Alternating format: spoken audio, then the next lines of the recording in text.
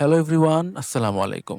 জৈব রসায়নের ম্যারাথন ক এবং খ ভিডিওতে সবাইকে স্বাগতম। রসায়ন দ্বিতীয় পত্র পরীক্ষাতে একদম সব সময় এমনই হয় যে গ এবং ঘ তোমার কমন আছে, কিন্তু ক খ দিয়ে দিছে জৈব রসায়ন থেকে। তাই জৈব রসায়নের ক খ গুলো অন্যান্য অধ্যায়ের ক খ থেকে অনেক বেশি ইম্পর্টেন্ট। তাই আমরা এই ভিডিওতে নিয়ে আসছি জৈব রসায়নের যত ক এবং খ বিভিন্ন বোর্ডে গত বছরগুলোতে আসছে তার সবগুলোর সমাধান। এই ক এবং খ নাম্বারগুলো পড়ে ফেললে তোমাদের অনেকটাই জৈব রসায়নের ক খ কভার হয়ে যাবে ইনশাল্লাহ। তো আমরা আজকের ক্লাস শুরু করতেছি। তো ক্লাস শুরুর আগে একটা বিশেষ ঘোষণা, আমরা শুরু করতেছি আমাদের অ্যাডমিশন ব্যাচ, আমাদের ইউটিউব চ্যানেল পড়তে বসতে। আমাদের কোর্স ফি হচ্ছে মাত্র 0 টাকা, অর্থাৎ আমাদের কোর্সটা তোমাদের জন্য সম্পূর্ণরূপে ফ্রি। এবং আমাদের কোর্সে জয়েন করার জন্য তোমাদের কি করতে হবে? সাবস্ক্রাইব করে বেল আইকনটিতে প্রেস করে আমাদের টেলিগ্রাম চ্যানেলে জয়েন হয়ে থাকতে হবে নতুন আপডেটের জন্য। তো আমরা প্রথমে আমাদের অনুধাবনমূলক প্রশ্নগুলো সমাধান করা শুরু করি। তো আমাদের প্রথম প্রশ্ন, ন্যাপথলিন একটি অ্যারোমেটিক যৌগ, ব্যাখ্যা করো। তো অ্যারোমেটিক যৌগ হওয়ার জন্য আমাদের কি কি ক্রাইটেরিয়া থাকতে হয়? প্রথমত, এটাকে সমতলীয় চাক্রিক যৌগ হতে হবে। সমতলীয় চাক্রিক যৌগ, সমতলীয় চাক্রিক যৌগ হওয়া লাগবে। 2 নাম্বার, এটাতে 4n+2 সংখ্যক পাই ইলেকট্রন থাকতে হবে। ঠিক আছে, 4n+2 সংখ্যক পাই ইলেকট্রন থাকতে হবে। এবং এই 4n+2 সংখ্যক পাই ইলেকট্রন থাকাটাকেই বলা হয় কি? Haeckel theory. Haeckel theory. Okay. আরও যা যা আছে, ওই যে তোমার একান্তর দ্বিবন্ধন থাকতে হবে, ওইগুলা ম্যান্ডেটরি কিছু না। হ্যাঁ, ওইগুলো আমরা এখানে বলতেছি না। আর এখানে সংকরণ, প্রত্যেক কর্নারের সংকরণ sp2 হইতে হবে। প্রত্যেক কর্নারে যেসব পরমাণুগুলো থাকবে তাদের সংকরণ sp2 হইতে হবে। এই 3টা ক্রাইটেরিয়া যারা মানবে তারাই অ্যারোমেটিক যৌগ হবে, এছাড়া অ্যারোমেটিক যৌগ হবে না। তো ন্যাপথালিন, দেখো, যদি এরকম একটা বেনজিন তুমি লেখো, এটা তো বেনজিন, অফকোর্স এটা বেনজিন যদি এইভাবে লেখা হয়। যদি এরকম 2টা বেনজিন তুমি জোড়া দিয়ে লেখো, তখন আমরা সেটাকে বলি ন্যাপথালিন। ওকে। তো এখানে বন্ধনগুলো তো একটা বেনজিনে এইভাবে হবে, আর 2টা দ্বিবন্ধন কখনো পাশাপাশি হয় না, বুঝছো? এখানে দ্বিবন্ধন, তো এখানে এক বন্ধন হয়ে পরে এখানে দ্বিবন্ধন হবে, এখানে এক বন্ধন আবার এখানে দ্বিবন্ধন হবে, এরকম একটা ব্যাপার এখানে ঘটবে। এটা হলো ন্যাপথালিনের সংকেত। তো প্রথমত সমতুল্য চাক্রিক যৌগ, এখন এইটা আমাদের ভেরিফাই করার উপায় নাই, বুঝছো? কোনটা সমতুল্য যৌগ? চাক্রিক যৌগ হইলেই আমরা ওইটাকে, এই ক্রাইটেরিয়াটা মানে এটা আমরা বলে দিব যে চাক্রিক যৌগ মানে এটা সমতুল্য চাক্রিক যৌগ। তারপরে 4n+2 সংখ্যক পাই ইলেকট্রন আছে কিনা। তো পাই ইলেকট্রন যখন কোথাও 2টা বন্ধন থাকে, একটা বন্ধন সিগমা হয়, একটা বন্ধন পাই হয়, এবং পাই বন্ধন গঠনে যে ইলেকট্রনগুলো হেল্প করে, যে ইলেকট্রনগুলো অংশগ্রহণ করে, ওদেরকে আমরা বলতেছি পাই ইলেকট্রন। তার মানে একটা পাই বন্ধন সমান সমান কি? 2টা পাই ইলেকট্রন, বুঝছো? 2টা পাই ইলেকট্রন। তাহলে এখানে কয়টা পাই বন্ধন আছে? দ্বিবন্ধনগুলা, এই একটা দ্বিবন্ধন, 2টা, 3টা, 4টা, 5টা, এরকম 5টা দ্বিবন্ধন আছে। তো 5টা দ্বিবন্ধন মানে তাহলে কয়টা ইলেকট্রন? প্রত্যেকটা বন্ধনে 2টা করে ইলেকট্রন, এরা সবাই পাই ইলেকট্রন। ঠিক আছে, তো প্রত্যেকটা বন্ধনে 2টা করে হইলে এখানে 10টা পাই ইলেকট্রন আছে, বুঝছো? 10টা পাই ইলেকট্রন আছে। এখন এটা 4n+2 সংখ্যক হয়েছে কিনা এটা ভেরিফাই করার জন্য তুমি 4n+2 সমান 10 লিখবা, এখান থেকে n এর ভ্যালু বের করবা। যদি এটা পূর্ণ সংখ্যা আসে, যদি এটা পূর্ণ সংখ্যা আসে, তাইলে আমরা বলবো যে হাকেল তত্ত্ব মানে, বুঝছো? তাহলে আমরা বলবো যে হাকেল তত্ত্ব মানে। ঠিক আছে, পূর্ণ সংখ্যা না আসলে বলবো যে হাকেল তত্ত্ব মানে না। তার মানে এই হাকেল থিওরি আমাদের মানতেছে। ওকে, তো চাক্রিক যৌগ মানে হাকেল থিওরিও মানতেছে। লাস্টে এটা sp2, এইটার কথা কিন্তু সবাই বলে না, বুঝছো? sp2 এর ক্রাইটেরিয়াটা খুবই ইম্পর্ট্যান্ট। আর সংকরণ, প্রত্যেক কর্নারে এখানে কার্বনের সংকরণ sp2 হতে হবে। ঠিক আছে, প্রত্যেক কর্নারে sp2 হতে হবে। এটা তুমি কিভাবে ভেরিফাই করবা? দেখো, প্রত্যেক কর্নারে এখানে একটা করে হাইড্রোজেন আছে, প্রত্যেক কর্নারে একটা করে হাইড্রোজেন আছে। এখানে হাইড্রোজেন, এখানে এখানে সব জায়গায় হাইড্রোজেন আছে। এখানে নাই, এখানে একটা, 2টা, 3টা এবং 4টা বন্ধন হয়ে গেছে। তো এখানে আর কোনো হাইড্রোজেন দেওয়ার জায়গা নেই, এখানেও জায়গা নেই। কিন্তু এখানে দেখো, একটা, 2টা, 3টা, 3টা হাইড্রোজেন, মানে 3টা বন্ধন হয়েছে, তাহলে আরেকটা হাত বাকি আছে, ওইখানে একটা হাইড্রোজেন আছে এখানে। তাহলে প্রত্যেক কর্নারে আমাদের সংকরণটা আমরা কিভাবে বের করব? সংকরণ বের করার যে নিয়মটা সেটা হইতেছে ইলেকট্রন ঘনত্ব কত দিকে আছে সেইটা। ইলেকট্রন ঘনত্ব কত দিকে আছে সেইটা। ইলেকট্রন ঘনত্ব যদি তোমার 2 দিকে থাকে তাহলে ওইটা sp সংকরণ হয়, 3 দিকে থাকলে sp2 সংকরণ হয়, 4 দিকে থাকলে sp3 সংকরণ হয়। আমরা পরে যখন সংকরণের ভিডিও দিব অ্যাডমিশনের সময় তখন আমরা এগুলা সুন্দরভাবে ব্যাখ্যা করব। আপাতত এইটাই এইভাবে মনে রাখবো। তো ইলেকট্রন ঘনত্ব যদি 3 দিকে থাকে তাহলে আমরা এটাকে sp2 সংকরণ বলতেছি। যে প্রত্যেক কার্বনের ক্ষেত্রে খেয়াল করো, এই কার্বনের ক্ষেত্রে ইলেকট্রন ঘনত্ব কয় দিকে আছে? 1 দিকে, 2 দিকে, 3 দিকে, তাই না? এই দুইটা মিলে একটা ঘনত্ব চিন্তা করতেছি আমরা, তাইলে এটা সংকরণ কি হবে? sp2। এটার ক্ষেত্রে দেখো, এটা ইলেকট্রন ঘনত্ব কয় দিকে? এই 1 দিকে, এই 2 দিকে, আর এই দিকে হাইড্রোজেন 3 দিকে, এটাও sp2। এই কার্বনের ক্ষেত্রে দেখো, এটা ইলেকট্রন ঘনত্ব এই 1 দিকে, এই 2 দিকে, এই 3 দিকে, এটাও sp2। ওকে, তো প্রত্যেক কার্বনের এখানে দেখা যাবে যে sp2 সংকরণ হইতেছে, তার মানে সবার সংকরণ এখানে sp2, তার মানে এটা একটা অ্যারোমেটিক যৌগ। বুঝছো? এইভাবে তুমি জিনিসটা ব্যাখ্যা করবা। ওকে, এগুলো ন্যাপথলিন একটি অ্যারোমেটিক যৌগ। তো এই ক্রাইটেরিয়াগুলো আমরা একটু মনে রাখি, আমাদের পরে কিন্তু আরো বিভিন্ন যৌগ দিয়ে বলছে যে অ্যারোমেটিক যৌগ কিনা ব্যাখ্যা করতে, তো আমরা তখন এই জিনিসগুলা আবার ফেরত আসবে। ক্লোরোফর্মকে রঙিন কাচের বোতলে রাখা হয় কেন? আচ্ছা, আমাদের ক্লোরোফর্মের যে সংকেত এটা হলো CH Cl3। হ্যাঁ, ক্লোরোফর্ম ক্লোরোফর্ম তো ক্লোরোফর্ম হচ্ছে গিয়ে তোমার CH Cl3, এটা অক্সিজেনের উপস্থিতিতে এবং সূর্যের আলোর উপস্থিতিতে এরকম একটা বিক্রিয়া করে। এটা একটু তোমাকে মনে রাখতে হবে, ঠিক আছে? অক্সিজেন এবং সূর্যের আলোর উপস্থিতিতে এরকম একটা বিক্রিয়া করে। তো ক্লোরোফর্মকে তুমি যদি নর্মাল কাচের বোতলে রাখো, যেমন স্বচ্ছ কাচের বোতলে, ট্রান্সপারেন্ট বোতলে রাখো, তাহলে ওইখানে সূর্যের আলো ঢুকবে। সূর্যের আলো ঢুকলে ওইখানে ক্লোরোফর্ম চেঞ্জ হয়ে এই গ্যাসটা তৈরি করবে, এটাকে বলা হয় ফসজিন গ্যাস। ঠিক আছে, এটাকে বলা হয় ফসজিন গ্যাস। এটার আরেকটা নাম হচ্ছে, হলো কার্বনিল ক্লোরাইড। কার্বনিল ক্লোরাইড, এগুলো নাম মনে রাখা বেশি কঠিন না। দেখো, এটার যে সংকেতটা এটা হলো এরকম দেখতে, গঠনটা। আমরা আমাদের জৈব রসায়নের যে পার্ট 1 পার্ট 2 ভিডিওটা দিছিলাম, ওই আমরা বলছিলাম যে এটাকে কার্বনিল গ্রুপ বলে, আর 2 দিকে ক্লোরিন আছে, এটার নাম কার্বনিল ক্লোরাইড, এবং এটা একটা বিষাক্ত গ্যাস। আচ্ছা, এটা বিষাক্ত এটা কোনো কথা না, কথা হলো যে এটা তুমি ক্লোরোফর্মকে রাখছো একটা কাচের বোতলে, কিন্তু ক্লোরোফর্ম চেঞ্জ হয়ে অন্য কিছুতে কনভার্ট হয়ে গেছে, এটা তো আমাদের জন্য খুবই অনাকাঙ্ক্ষিত, তাহলে ক্লোরোফর্ম আর ক্লোরোফর্ম থাকলো না। এই কারণে আমরা ক্লোরোফর্মকে রঙিন কাচের বোতলে সংরক্ষণ করি, কারণ রঙিন কাচ সূর্যের আলোকে ভিতরে কম ঢুকতে দেয়। বুঝছো?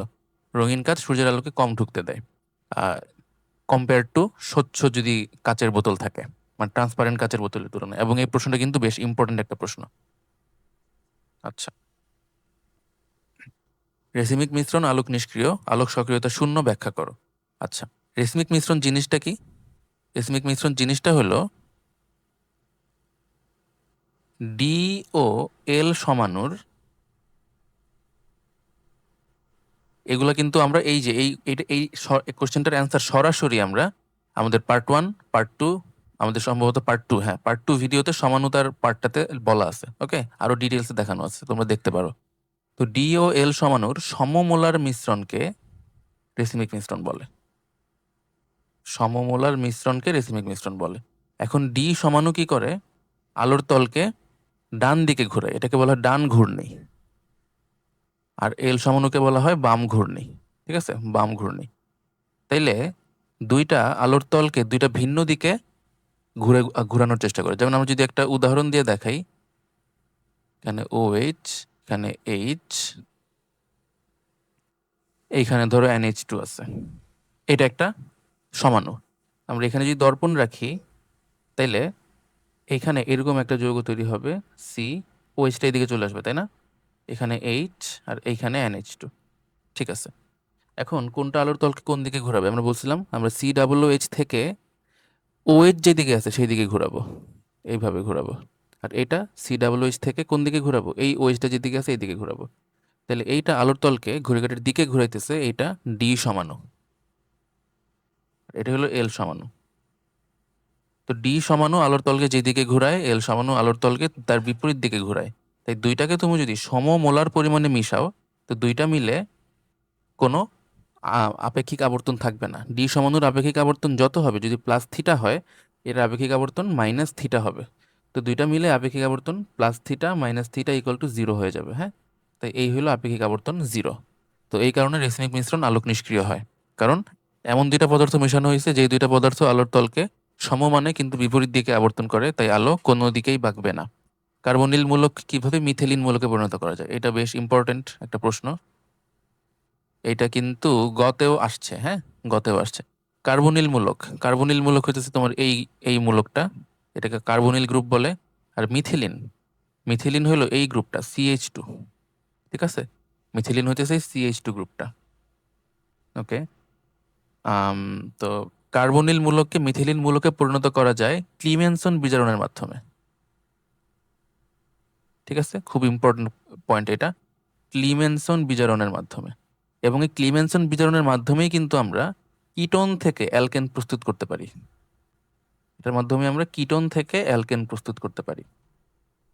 তো এটা মেইনলি কিভাবে হয়, যদি এরকম একটা কার্বনিল গ্রুপ থাকে, এখানে তুমি কি করছো, জিঙ্ক অ্যামালগাম এবং HCl, এই প্রভাবকটা একটু মনে রাখতে হবে। ঠিক আছে, এটা হলো ক্লিমেনসন বিজারণের জন্য প্রভাবক।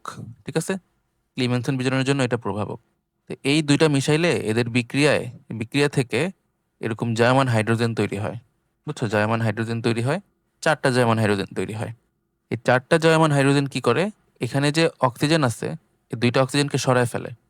ঠিক আছে, মানে এখানে এমন একটা জিনিস করে সি। তো এখানে তোমার অক্সিজেন চলে গেলে এখানে H2 ঢুকে যায়, আর এই বাকি 2টা হাইড্রোজেন এখানে H2O তৈরি করে। বুঝছো, এরকম। তোমার এখানে এত কাহিনীর কিছু নাই, তুমি যে CO চেঞ্জ করে এটা বানাই দিবা। বুঝা গেছে কিভাবে কি হইলো, এগুলোর এখন দরকার নাই। তো এটা কার্বনিল গ্রুপ, আর এটা হলো মিথিলিন গ্রুপ। জাস্ট কি হয়েছে, এই যে এই জায়গাটা চেঞ্জ হয়ে এখানে হাইড্রোজেন ঢুকে গেছে, আর কিছুই না। বুঝা গেছে। আমরা যদি একটা উদাহরণ দেখাই, যেমন CH3CO CH3, 4 hydrogen, zinc amalgam HCl।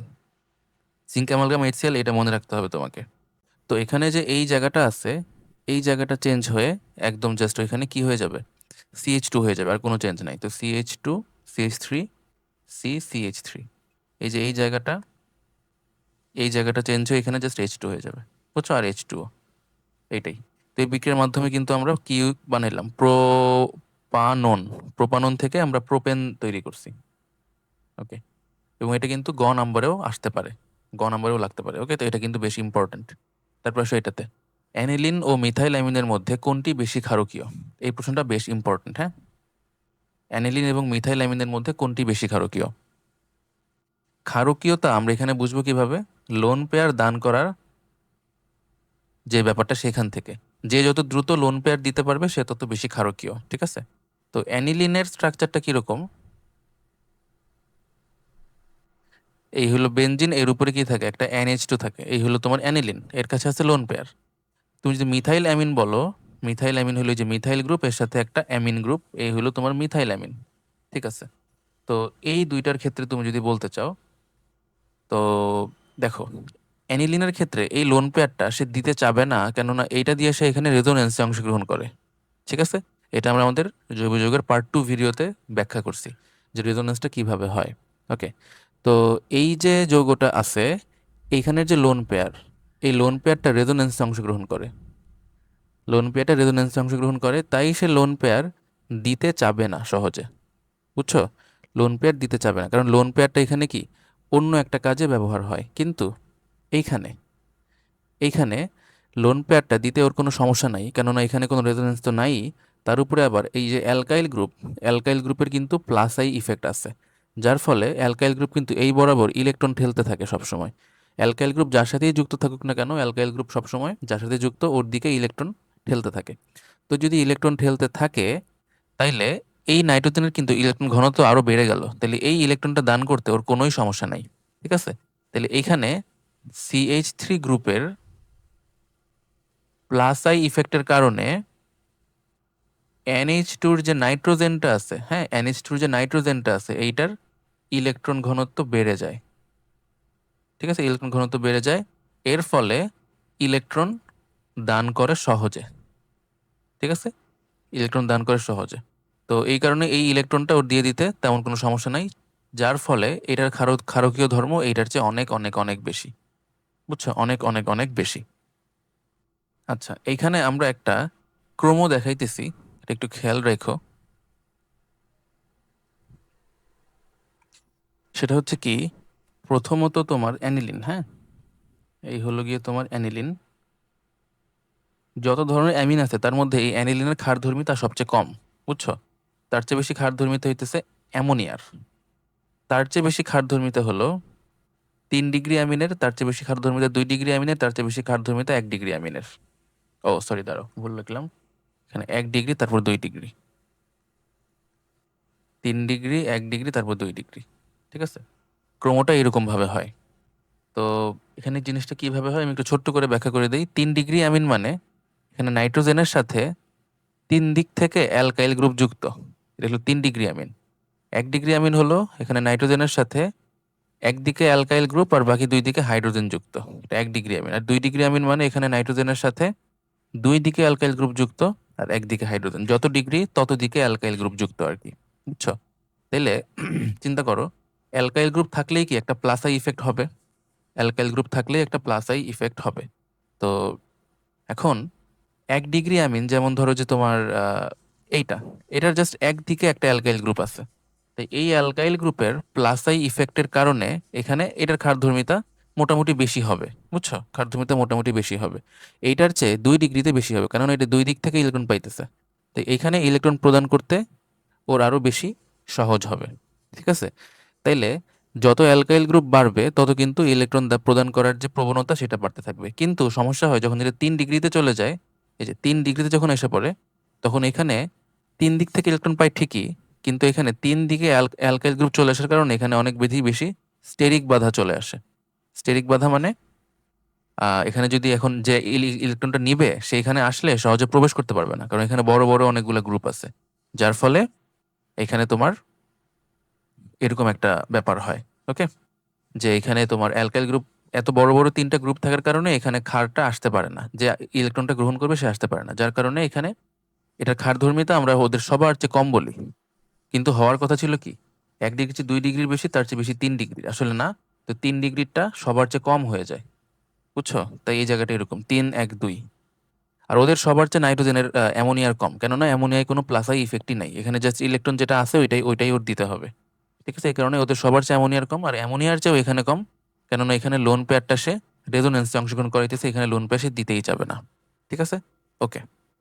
এটা জৈব যৌগে কার্বক্সিলিক মূলকের উপস্থিতি শনাক্তকরণের পরীক্ষা সমীকরণ সহ লেখো। আচ্ছা, কার্বক্সিল মূলকের জন্য আলাদা কোনো টেস্ট নাই, হ্যাঁ। তো এটা তো একটা অ্যাসিড, তো অ্যাসিডের শনাক্তকরণই তোমাকে করে দিতে হবে। এক হলো যে কি, এটা নীল লিটমাসকে লাল করে। ঠিক আছে, এটা নীল লিটমাসকে লাল করে, এটা বলতে হবে। আর কি বলতে হবে, যে ধরো RCOOH, এটার সাথে তুমি যদি NaHCO3 বিক্রিয়া করো তাইলে কি তৈরি হবে বলো? RCOONA, বুঝছো? এটাকে আমরা কিভাবে লিখতে পারি? সোডিয়াম তো সোডিয়াম Na+, আর হলো HCO3-, এইটাকে আবার CO2 আর H, আচ্ছা CO2 আর H2O তৈরি হবে আর কি এখান থেকে। সোডিয়াম যে ওইখানে যে হাইড্রোজেনটা সরাই দিবে, আর এই হাইড্রোজেনটা এখান থেকে ইয়ে করবে। যাই হোক, এটা হলো বিক্রিয়া কার্বন ডাইঅক্সাইড পানি। ঠিক আছে, আর এই যে কার্বন ডাইঅক্সাইড আছে, এই কার্বন ডাইঅক্সাইডটা চুনের পানিকে ঘোলা করবে। ঠিক আছে, CaOH2 CaCO3 প্লাস H2O, নাকি? হ্যাঁ, এই আর কি। ঠিক আছে, এইভাবে এখানে তোমার এটা হবে। তো এর ক্যালসিয়াম কার্বনেট এটা তোমার চুনের পানিকে ঘোলা করে দিবে, এটাই তোমার এখানে বলতে হবে। C3H6O দ্বারা দুটি টোটোমারের সংকেত এবং আন্তর্জাতিক পদ্ধতিতে তাদের নাম লেখো। আন্তর্জাতিক পদ্ধতি মানে এখানে IUPAC পদ্ধতির কথা বুঝাইতেছে। ওকে, টোটোমার এটা একটু তোমাকে খেয়াল করতে হবে। টোটোমার জিনিসটা কি ছিল? টোটোমার ছিল 2টা যৌগ যাদের মধ্যে একটা গতিশীল সাম্যাবস্থা বিরাজ করে। ওকে, একটা থেকে আরেকটা যৌগ এবং আরেকটা যৌগ থেকে একটা যৌগ, এই জিনিসটা বারবার একাই হইতে থাকে। তো C3H6O 2টা টোটোমারের সংকেত এখানে একটু মনে রাখবো আমরা। এটা হয় তোমার কিটোন, মানে আমাদের সিলেবাসে যেটা আছে কিটোন এবং অসম্পৃক্ত অ্যালকোহল এদের মধ্যে, বুঝছো? কিটোন এবং অসম্পৃক্ত অ্যালকোহল, টোটোমার বললেই তুমি এইটা বুঝে নিবা, বুঝছো? আমাদের সিলেবাসে এইটাই শুধু আছে। তো C3H6O কিটোনটা, তুমি কিটোনটা যদি লিখতে চাই, এগুলো কিটোনের কার্যকরী গ্রুপ, কার্যকরী মূলক। আর কার্বন একটা তো, 3টা আমার টোটাল। তাহলে এই দিকে একটা কার্বন হবে আর এখানে আরেকটা কার্বন হবে। তো এখানে আমি এইভাবে সংকেতটা লিখলাম, এটা হলো তোমার কিটন। ওকে, এখন এখানে যেটা আমরা করব, এখানে যে CH3 আছে না, এই CH3টাকে আমি একটা কাজ করি, CH2 লিখি, আর আরেকটা হাইড্রোজেন আমি নিচে দিয়ে দিতেছি। আরেকটা হাইড্রোজেন আমি নিচে দিয়ে দিলাম কেন? এখানে এখন এই বন্ধনটা এখানে চলে আসবে এবং এই হাইড্রোজেনটা ওই অক্সিজেনে চলে যাবে। এটাই হলো টোটোমারিজম। ঠিক আছে, এটা এখানে নেমে যাবে আর এই হাইড্রোজেনটা ওইখানে চলে যাবে। তাইলে তোমার এখানে জিনিসটা কিরকম দাঁড়াবে, এখানে যা আছে তাই H3C, এখানে এই বন্ধন যদি এখানে চলে আসে তাহলে এখানে এক বন্ধন হয়ে যাবে এখন। ঠিক আছে, আর এখানে যেহেতু অক্সিজেন ছিল অক্সিজেন থাকবে, আর এই হাইড্রোজেনটা ওইখানে চলে গেছে তাই এখানে হাইড্রোজেন হবে। ঠিক আছে, আর এই বন্ধনটা এখানে নেমে যাওয়ার কারণে এখানে ডাবল বন্ড হয়ে যাবে, আর এখানে CH2 চলে থাকবে, আর এই হাইড্রোজেনটা তো চলেই গেছে, তো এটা আর আমার এখানে লিখতেছি না। তো এই হলো আমাদের দুইটা টোটোমার, দুইটা হলো পরস্পরের টোটোমার এবং এই ঘটনাকে বলা টোটোমারিজম। কোনটার নাম কি হবে দেখো, এটা হলো তোমার কিটন। কিটনের নামে লাস্টে ওন থাকে, বুঝছো? এটা কয় কার্বন ওয়ালা দেখো, 1 2 3 কার্বন যুক্ত। তাহলে এটার নাম আমি বলবো প্রোপ 2 অন। কেন 2 অন? কেননা আমার 2 নাম্বার কার্বনে এটা আছে, এটাকে তুমি প্রোপানন 2ও লিখতে পারো। হ্যাঁ, প্রোপানন 2 এটাও লেখা যাবে, একই কথা। 2 নাম্বার কার্বনে কিটন গ্রুপটা আছে। ওকে, এটা হলো এটার নাম। আর এটার নাম কি হবে? অ্যালকোহল আছে আর অ্যালকিন আছে, নামকরণ তোমরা যারা পড়ছো জানো, এখানে অ্যালকোহলের প্রায়োরিটি বেশি। ঠিক আছে, অ্যালকোহলের প্রায়োরিটি বেশি, তাই এমনভাবে নাম্বার দিতে হবে যাতে অ্যালকোহল কাছে আসে। এখন অ্যালকোহল এদিক থেকেও কাছে হয়, এদিক থেকেও, দুই দিক থেকে সেমই হয়। তো দুই দিক থেকে অ্যালকোহলের যেহেতু প্রায়োরিটি সেম, এখন তুমি অ্যালকিনের প্রায়োরিটিতে আসবা, যে অ্যালকিন প্রায়োরিটি কোন দিক থেকে হয়। তো আমরা এদিক থেকে দিলে অ্যালকিন কাছে আসে, তাই অ্যালকিনটা আমরা এইভাবে, এটার প্রায়োরিটি বেশি দেখে এটাকে আমরা কাছে রাখতেছি। প্রায়োরিটি প্রথমত অ্যালকোহলের বেশি, অ্যালকোহলের বেশি হওয়াতে আমরা এমনভাবে নাম্বার দেবো যাতে অ্যালকোহল কাছে আসে, কিন্তু দুই দিক থেকে, এদিক থেকে নাম্বার দিলেও এটা 2 আসে, এদিক থেকে নাম্বার দিলেও অ্যালকোহলটা 2 আসে। তাই অ্যালকোহলের প্রায়োরিটি দিয়ে আমরা আর করতেছি না, এখন আমরা করতেছি অ্যালকিনের প্রায়োরিটি দিয়ে, দ্বিবন্ধনের প্রায়োরিটি দিয়ে। আচ্ছা ঠিক আছে, তো এই হলো তোমার এটা। তো এটা নামকরণ আমরা তাহলে কিভাবে করব? প্রোপেন তো, মানে 3 যেহেতু, তাই প্রোপেন, তাই আমরা বলবো প্রথমে প্রোপ। ঠিক আছে, প্রোপ। তারপরে প্রায়োরিটি এখানে কার বেশি ছিল? অ্যালকোহলের না? অ্যালকোহলের, তাই অ্যালকোহলটা লাস্টে হবে আর অ্যালকিনটা শুরুতে হবে। প্রোপ 1 in 2 all, এরকম হবে নামটা। বুঝে গেছে? প্রোপ 1 in 2 all, যার প্রায়োরিটি বেশি ওটা নামের লাস্টে দিতে হয়, এটা নিয়ম। ঠিক আছে, প্রোপানন টোটোমার প্রদর্শন করে, গঠন কাঠামো দেখাও। এই যে সেমই, হ্যাঁ, এই যে আমরা তো এখানে প্রোপাননই দেখাইছি, বুঝছো? তো টোটোমার প্রদর্শন করে না, টোটোমারিতা হবে। টোটোমারিতা বা টোটোমারিজম প্রদর্শন করে, হ্যাঁ, সেম প্রশ্ন। বিউট 2 in জ্যামিতিক সমানতা প্রদর্শন করে, এরকম প্রশ্ন বেশ ইম্পর্টেন্ট, এটা ঘতেও কিন্তু আসতে পারে, ঘতেও এরকম প্রশ্ন আসতে পারে। বিউট 2 in, তো আমরা এই সংকেতটা লিখি 1 2 3 4, হলো 4 কার্বন, কারণ বিউট বলছে। এখন বিউট 2 in তো, আর নাম্বারটা দিয়ে নেই 1 2 3 4টা। ঠিক আছে, তো বিউট 2 in মানে 2 নাম্বার কার্বনে দ্বিবন্ধন হবে। ঠিক আছে, এই হলো বিউট 2 in। তাহলে বাকি হাতে হাইড্রোজেন হবে, এখানে 3টা হাত ফাঁকা, এখানে একটা হাত ফাঁকা, এখানেও একটা হাত ফাঁকা, এখানে 3টা হাত ফাঁকা, তাই যৌগটা হবে এরকম দেখতে। বুঝছো? তাহলে আমাদের জ্যামিতিক সমানতার মেন প্রায়োরিটিটা কোথায়? এই যে এই জায়গাতে, তাই না? তো এই জায়গাটাকে আমরা এইভাবে লিখলাম। আর বাকিগুলাকে, যেমন এই কার্বনের সাথে কি কি যুক্ত বলো তো? একটা হাইড্রোজেন যুক্ত আর একটা CH3 যুক্ত না এই কার্বনের সাথে? তাহলে এই দিকে আমি হাইড্রোজেনটা দিলাম, এই দিকে আমি CH3টা দিলাম। বুঝছো? এইভাবে। তারপরে এখানেও সেম, এই কার্বনের সাথে দেখো কি কি যুক্ত, এখানে একটা হাইড্রোজেন যুক্ত আর এই CH3টাও কি এই কার্বনের সাথেই যুক্ত। তাহলে এই যে একটা হাইড্রোজেন, এই যে একটা CH3, তাহলে এটা কি? এটা ক্যাপ ক্যাপ গঠন না? যে একটা সি এর সাথে যেই 2টা গ্রুপ যুক্ত, আরেকটা সি এর সাথে ওই একই 2টা গ্রুপ যুক্ত। তাহলে এখানে এটা তাহলে কি হচ্ছে, কি যৌগ হবে? এটা হবে সিস যৌগ। আর এখানে তুমি যদি এটাকে এইভাবে লেখো, যে যেগুলা সেম আছে ওইগুলা যদি যেহেতু বিপরীত দিকে, এখানে কি 2টা সেম একদিকে, তাই সিস যৌগ। এখানে সেম গুলা বিপরীত দিকে, তাই এটা ট্রান্স যৌগ। ঠিক আছে, নাম কি হবে? নাম সেম, সিস বিউট 2 in, এটাকে আমরা বলবো ট্রান্স বিউট 2 in। ওকে, একে। তারপর প্রোপিন বিউটিন পরস্পর সমগোত্রক কেন? সমগোত্রক মানে সমগোত্রীয় শ্রেণী কারা? যাদের কার্যকরী মূলক একই হয়। তাই না? কার্যকরী মূলক একই হইলে তখন আমরা ওদেরকে সমগোত্রক বলি। তাইলে এই দুইটার কার্যকরী মূলক কি? অ্যালকিন না? প্রোপিন কিরকম?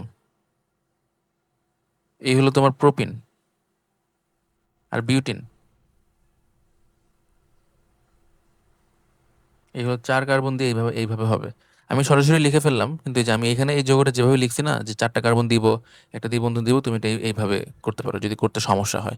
তো এই দুইটাতেই কি আছে? দ্বিবন্ধন আছে, তো দুইটাই সমগোত্রক। ক্লোরোফর্মকে রঙিন বোতলে রাখা হয়, এটা আমরা করে ফেলছি। পিরিডিন একটি অ্যারোমেটিক যৌগ। ওকে, পিরিডিন। পিরিডিনের সংকেতটা হইল এরকম, হ্যাঁ, বেনজিনের মতোই, জাস্ট এই জায়গায় নাইট্রোজেন থাকে, তোমার ইসের জায়গাতে, কার্বনের জায়গাতে, বুঝছো? নাইট্রোজেন থাকে, এটার নাম পিরিডিন। নাইট্রোজেনের 3টা হাত, দেখো 3টা হাত ফিল আপ হয়ে গেছে, তো এখানে আর কোনো হাইড্রোজেন নাই। ঠিক আছে, তো এখানে আসলে আমাদের নতুনত্ব কিছু নাই, এটা আগের মতোই হবে। আমরা ওই যে প্রথমত কি, প্রথম কথা, এটা সমতলীয় চাক্রিক যৌগ। সমতলীয় চাক্রিক যৌগ, প্রথম ক্রাইটেরিয়া ছিল এটা। ওকে, এটা মিলছে। 2 নম্বর, হাকেল তত্ত্ব মানে কিনা। হাকেল তত্ত্ব মানার জন্য কি হওয়া লাগে বলো? হাকেল তত্ত্ব মানার জন্য 4n+2 সংখ্যক পাই ইলেকট্রন থাকতে হয়। তো 4n+2, দেখো পাই ইলেকট্রন কত এখানে? একটা, দুইটা, 3টা বন্ধন, প্রত্যেকটা বন্ধনে 2টা করে ইলেকট্রন, তাহলে 6টা হবে।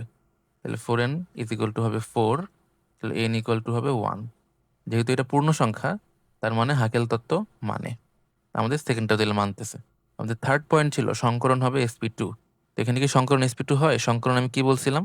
কয় দিকে ইলেকট্রন ঘনত্ব আছে সেইটা। তো এইখানের এই কার্বনের দেখো, এটার কয়টা হাত হয়েছে? একটা হাত, দুইটা হাত, 3টা হাত। 4 নম্বর হাতে কে? হাইড্রোজেন। আবার এই কার্বনেরও সেম, এই কার্বনেরও সেম, প্রত্যেকেরই হাইড্রোজেন আছে। এই নাইট্রোজেনের কি বলো দেখি? এই নাইট্রোজেনের এখানে কিন্তু লোন পেয়ার আছে একটা, 5টা ইলেকট্রন না নাইট্রোজেনের সর্বশেষ শক্তি স্তরে। এখানে সে 3টা ইউজ করছে, 3টা বন্ধনে আরো 2টা থাকবে। এই হলো আমাদের এখানে সম্যক অবস্থা, যা যা এখানে আছে। এখন এই কার্বনের দেখো কয় দিকে ইলেকট্রন ঘনত্ব? 1, 2 দিকে, 3 দিকে। 3 দিকে ইলেকট্রন ঘনত্ব হইলে এই কার্বনের সংকরণ sp2। এই কার্বনের 1 দিকে, 2 দিকে, 3 দিকে, 3 দিকে সংকরণ হইলে sp2। একইভাবে এই কার্বনেরও sp2, এইটারও sp2 হবে, এইটারও sp2 হবে, সবাই এখানে sp2 হবে। ঠিক আছে, জাস্ট কার্বনের না, এখানে আমি বলছিলাম কর্নারে যারা যারা থাকবে, এখানে যে নাইট্রোজেনটা আছে, নাইট্রোজেনেরও sp2 হইতে হবে, যদি না হয় অ্যারোমেটিক হবে না। বুঝছো? তাহলে এই নাইট্রোজেনের দেখো অবস্থাটা কিরকম। এই নাইট্রোজেন, এইদিকে 2টা বন্ধন, এইদিকে একটা বন্ধন, আর এখানে একটা লোন পেয়ার, তাই না? এই যে এরকমই তো। তাহলে এই নাইট্রোজেনেরও কিন্তু 3 দিকে ইলেকট্রন ঘনত্ব, একদিকে, 2 দিকে, যে 3 দিকে। ঠিক আছে, বুঝছো? যেহেতু এটারও 3 দিকে ইলেকট্রন ঘনত্ব, তাই এই যে 1, 2, 3, তাই এইটা ওইখানে sp2 সংকরণেই আছে। তাই সবাই sp2 সংকরণে আছে, অর্থাৎ এইটাও মানতেছে, অর্থাৎ পিরিডিন একটা অ্যারোমেটিক যৌগ। বুঝা গেছে? ওকে। প্রোপেন মিথেনের সমগোত্রক একই রকম ভাবে ব্যাখ্যা করবা যেভাবে আমরা এই যে এইটা ব্যাখ্যা করছি। 1, 2, 3, 4। দেখো পাইরোল একটি অ্যারোমেটিক যৌগ।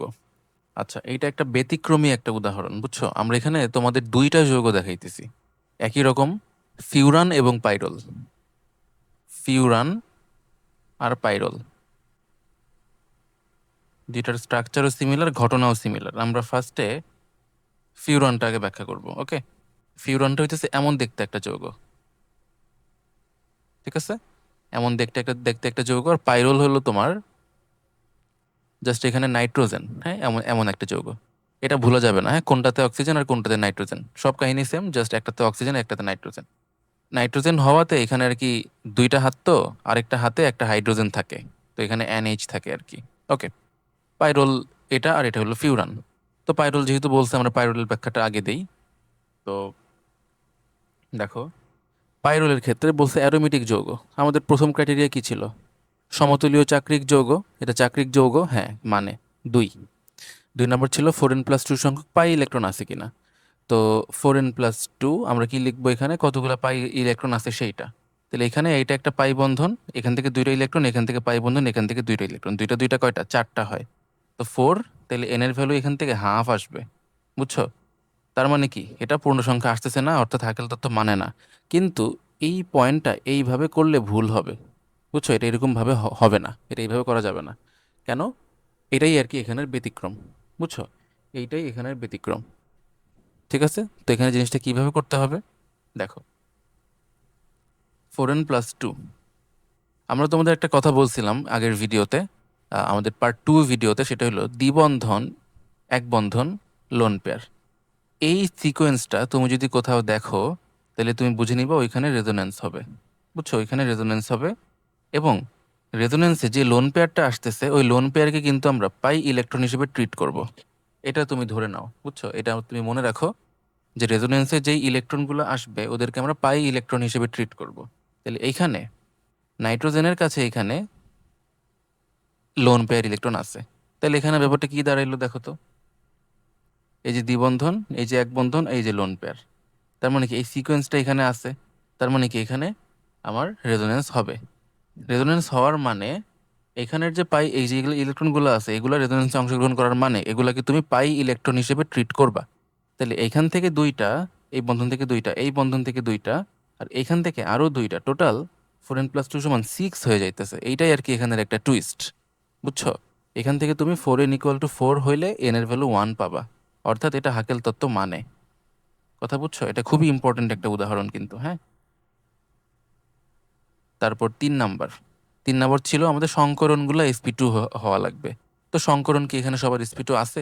দেখো এখানে, এইখানে তোমার কয়টা, একটা, দুইটা, তিনটা বন্ধন, তাই না? তাহলে আরেকটা এখানে আরেকটা বন্ধন থাকবে যেখানে হাইড্রোজেন আছে। ওই হাইড্রোজেন তো আমরা দেখাই না, এখানেও একটা হাইড্রোজেন আছে। তো এই প্রত্যেক কর্নারে একটা করে হাইড্রোজেন আছে, এখানেও হাইড্রোজেন আছে, এখানেও হাইড্রোজেন আছে। তাইলে দেখো সংকরণটা কি সবার মিলতেছে কিনা।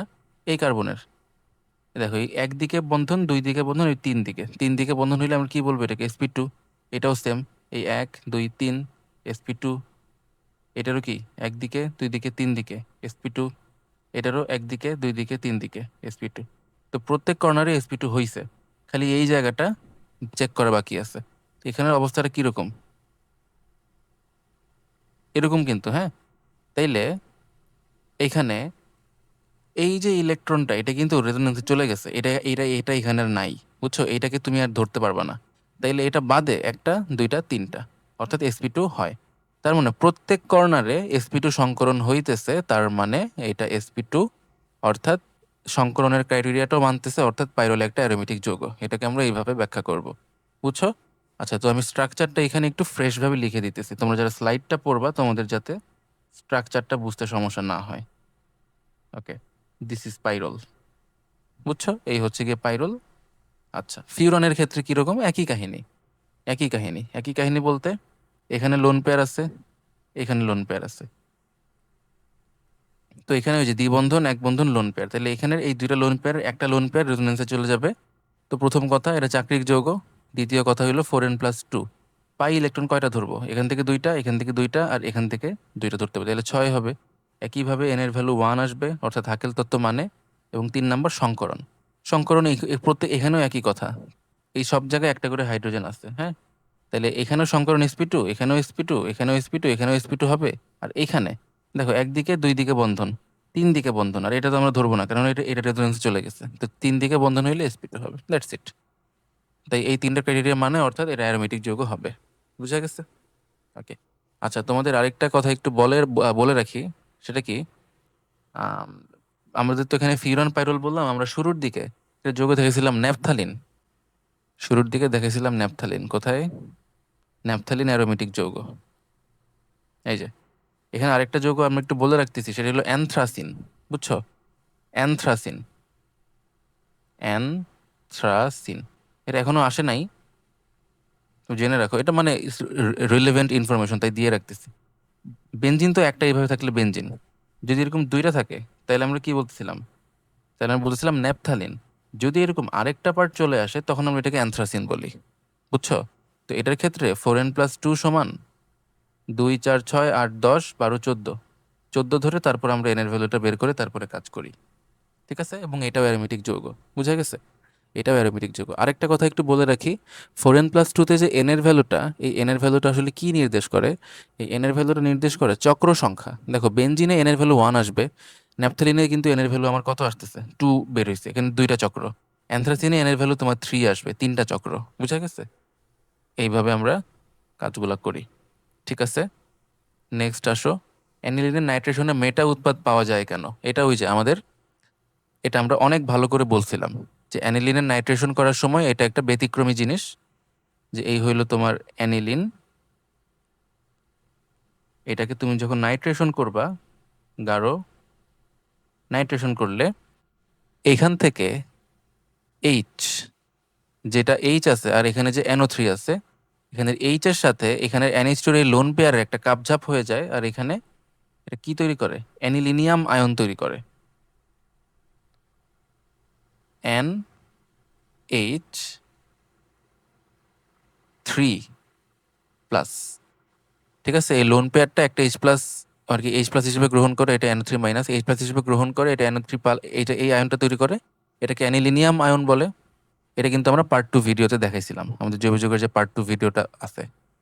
ওকে, এখন এই যে জিনিসটা আছে, এই জিনিসটা মেটা নির্দেশক হিসেবে কাজ করে। ঠিক আছে, কেননা এটা ধনাত্মক লিখে ইলেকট্রন দরকার, এটা বেঞ্জিন চক্র থেকে ইলেকট্রন টান দেওয়ার মাধ্যমে এখানে নেগেটিভ মেসোমারিক ইফেক্ট দেখায়। ওকে,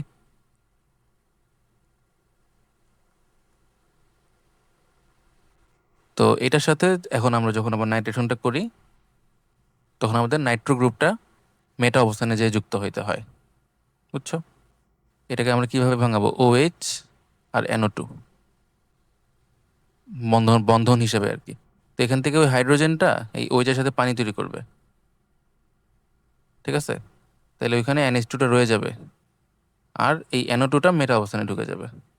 এই, ঠিক আছে, এইভাবে এটা মেটা মেটা উৎপাদ আমরা পাই। দুটি যৌগ কখন এনানসিওমার হয়? এনানসিওমার হওয়ার ক্রাইটেরিয়া আমরা বলছিলাম, অলরেডি বলে ফেলছি। এগুলো সবই কিন্তু আমাদের পার্ট 1 পার্ট 2 কোনো না কোনো ভিডিওতে সবগুলোই বলা হয়েছে। প্রথম কথা ছিল কাইরাল কার্বন থাকতে হবে। বুঝছো? কাইরাল কার্বন থাকতে হবে। কাইরাল কার্বন কি? কাইরাল কার্বন হলো যখন কোনো কার্বনের চারদিকে চারটা ভিন্ন ভিন্ন গ্রুপ থাকে। বুঝছো? XYZW এবং চারটা আলাদা আলাদা থাকে। কাইরাল কার্বন থাকতে হবে দুটি যৌগ না, দুইটা যৌগ। তো দুইটা যৌগতেই কাইরাল কার্বন থাকতে হবে, এবং এবং দুইটা যৌগ পরস্পর দর্পণ প্রতিবিম্ব হতে হবে। দর্পণ প্রতিবিম্ব হইতে হবে। 3 নাম্বার, যেটা যৌগকে পরস্পর অউপরিস্থাপনীয় হইতে হবে। অউপরিস্থাপনীয় হতে হবে। তাইলে দুইটা যৌগ এনানসিওমার হবে। ব্যাখ্যা দাও, তুমি এখানে উদাহরণ দিয়ে দিবা। হ্যাঁ, উদাহরণ না দিলে কিন্তু 2 দিবে না। বুঝছো? NH2 সহ দিলা, এখানে OH, এখানে H। এই সেম যৌগ মনে হয় আমরা ওই যে রেসিমিক মিশ্রণে ব্যাখ্যা দিছিলাম।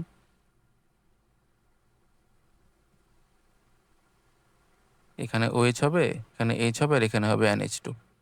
ঠিক আছে, এটা এই যৌগটার নাম সম্ভবত অ্যানালিন, সরি অ্যালানিন। হ্যাঁ, এই যৌগটার নাম অ্যালানিন। তো তোমার দর্পণ প্রতিবিম্ব অপরিস্থাপনীয় কাইরাল কার্বন থাকতে হবে। তো সবগুলোতে এই যে এটা কাইরাল কার্বন আছে। এরা কি দর্পণ প্রতিবিম্ব? হ্যাঁ, দর্পণ প্রতিবিম্ব। এরা কি অপরিস্থাপনীয়? হ্যাঁ, এরা অপরিস্থাপনীয়। মানে এইটাকে তুলে এনে এর উপরে বসাইলে এইচ এর উপরে OH পড়বে, OH এর উপরে H পড়বে, অর্থাৎ একদম খাপে খাপ মিলে যাইতেছে না। বুঝছো? যদি খাপে খাপ মিলে যাইতো তাহলে আমরা বলতাম যে উপরিস্থাপনীয়, একটার উপরে আরেকটা এনে রাখা যাইতেছে। ওকে, এই তো। তো এটা এটা D সমাণু, এটা L সমাণু। পরে তুমি বলবা এরা পরস্পরের এনানসিওমার। বুঝছো? এরা পরস্পরের এনানসিওমার। এনানসিওমারের কিন্তু কোনো বাংলা নাই। হ্যাঁ, OH মূলক অর্থপেরা নির্দেশক কেন? এটা আমরা দেখাইছি অলরেডি, আমাদের পার্ট 2 ভিডিওতে ছিল। আমাদের OH গ্রুপ, OH গ্রুপের কাছে আছে এখানে লোন পেয়ার। তো এই লোন পেয়ারের কারণে এই লোন পেয়ারটা এখানে চলে আসবে, এটা এখানে চলে আসবে, এইভাবে রেজোনেন্স হবে। বুঝছো?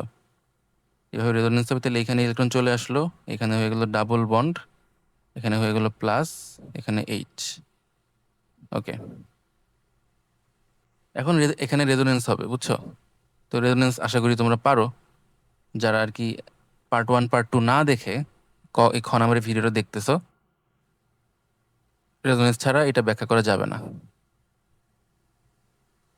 তো এইভাবে আর কি হবে। হ্যাঁ, তো এটা আমি আর পুরোটা দেখাইতেছি না, এটা তোমরা জানো, আমি ধরে নিতেছি। ওকে, ওকে।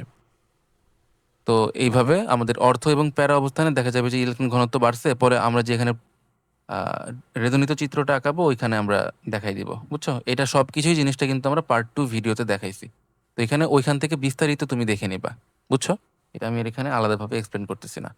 NH3 C2H5 NH2 এর মধ্যে কোনটি বেশি ক্ষারীয়?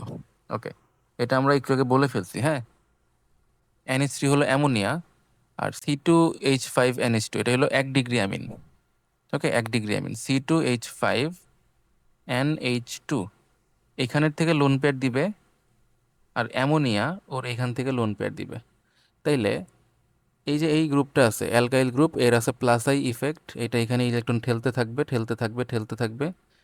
তাই এই নাইট্রোজেনের কাছে অনেক অনেক অনেক ইলেকট্রন, তাই এই ইলেকট্রনটা সে সহজে দিতে পারবে। ঠিক আছে, সহজে দিতে পারবে। এইটাও সহজে দিবে, কিন্তু ওর চেয়ে কঠিন হবে, কারণ এখানে তো অনেক ইলেকট্রন।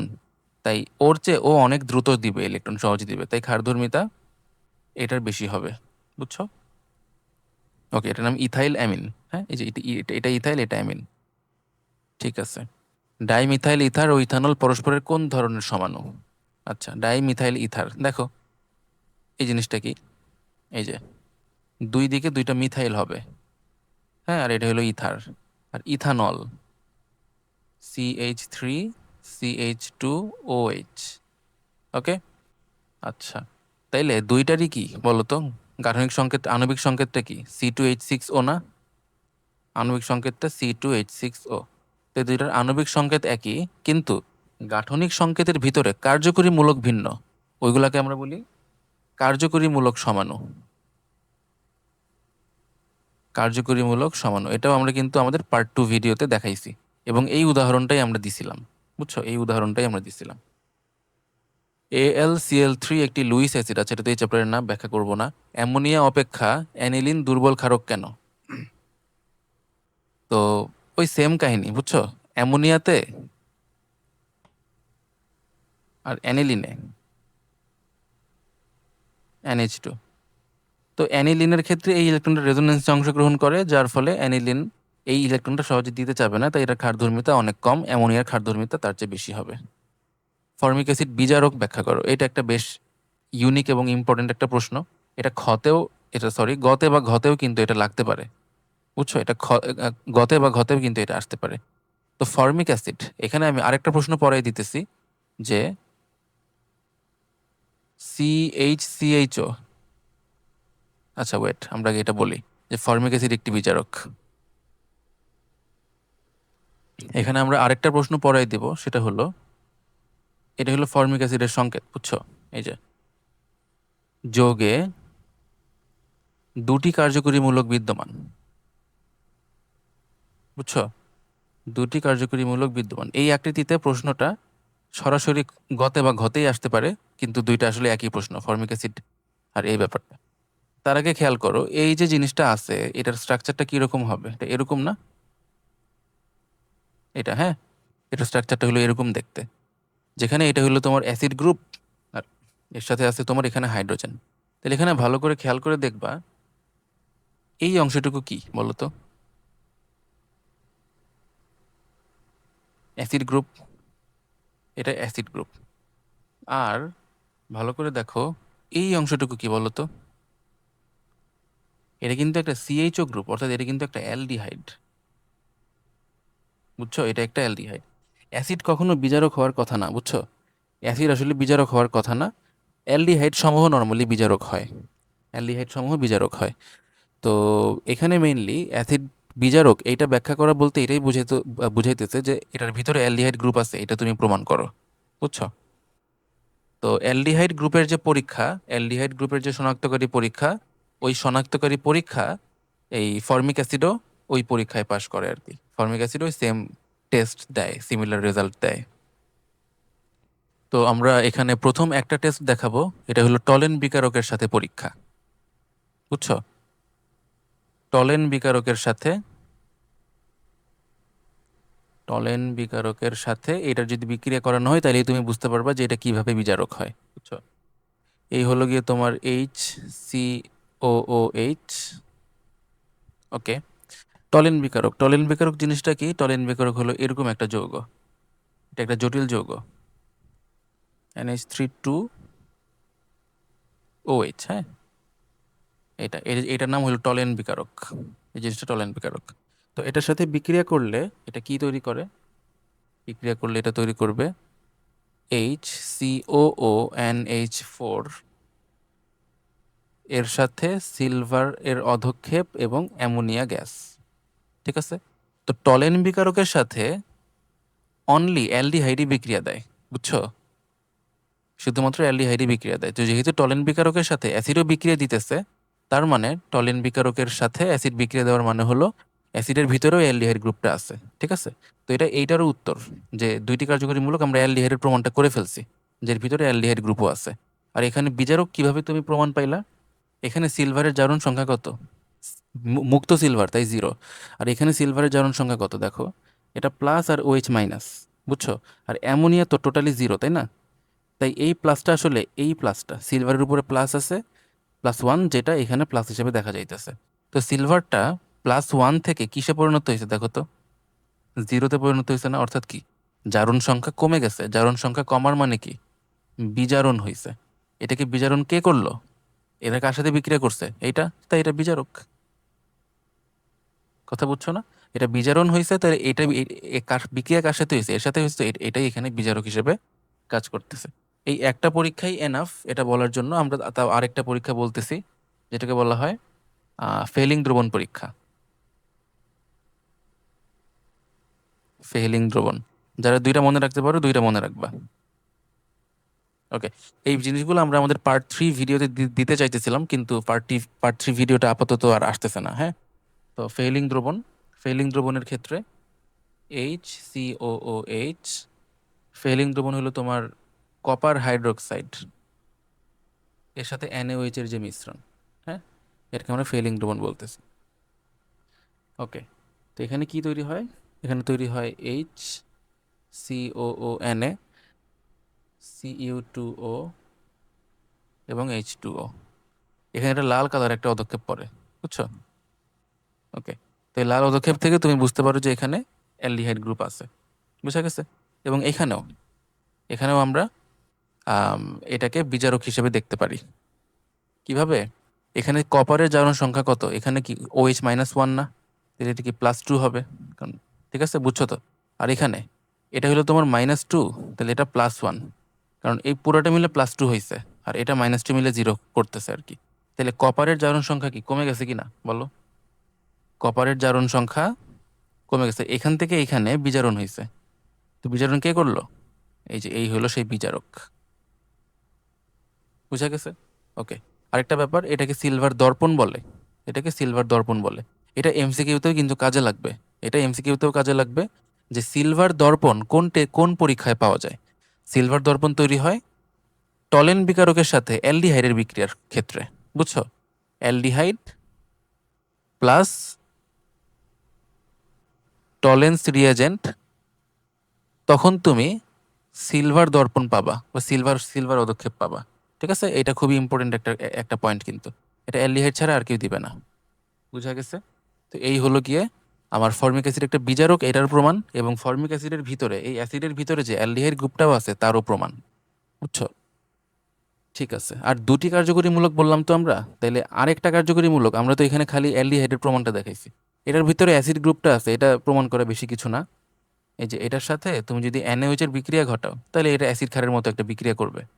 এখানে এখানে OH এর সাথে পানি তৈরি করবে, আর এখানে HCOONA তৈরি করবে। এইভাবে আমরা প্রমাণ করতে পারি যে এটার ভিতরে অ্যাসিড গ্রুপও আছে।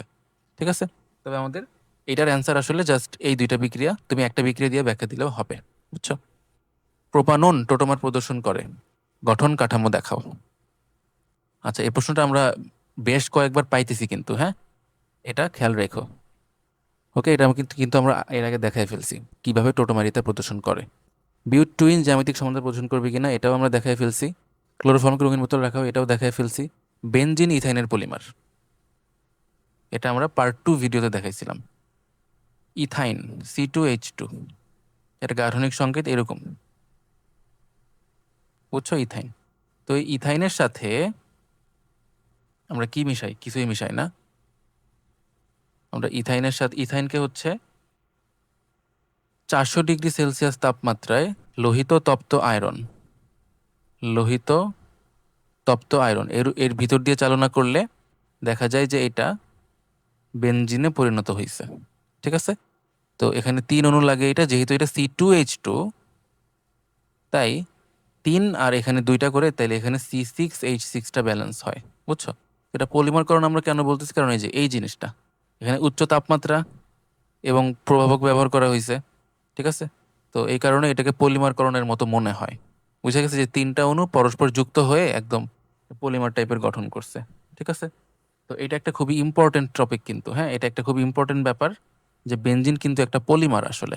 যদি কখনো পরীক্ষায় অপশন আসে, এমসিকিউ আসে যে নিচের কোনটি পলিমার? ক, খ, গ, ঘ। যদি অপশনে বেনজিন থাকে, অ্যান্সার কিন্তু বেনজিন হবে। বুঝছো? যদি অন্য কোনো পলিমার অপশনে না থাকে, বেনজিনকে তুমি পলিমার হিসেবে ট্রিট করবা। পিরিডিন একটি অ্যারোমেটিক যৌগ, বলে ফেলছি। প্রোপেন মিথেনের সমগোত্রক, বলে ফেলছি। ব্যাখ্যা করো। 1 ক্লোরো 1 হাইড্রোক্সি ইথেন একটি আলোক সক্রিয় যৌগ। ওকে, ভালো প্রশ্ন। প্রথম কথা হলো আমাদের সংকেতটা আমাদের একটু লিখতে হবে।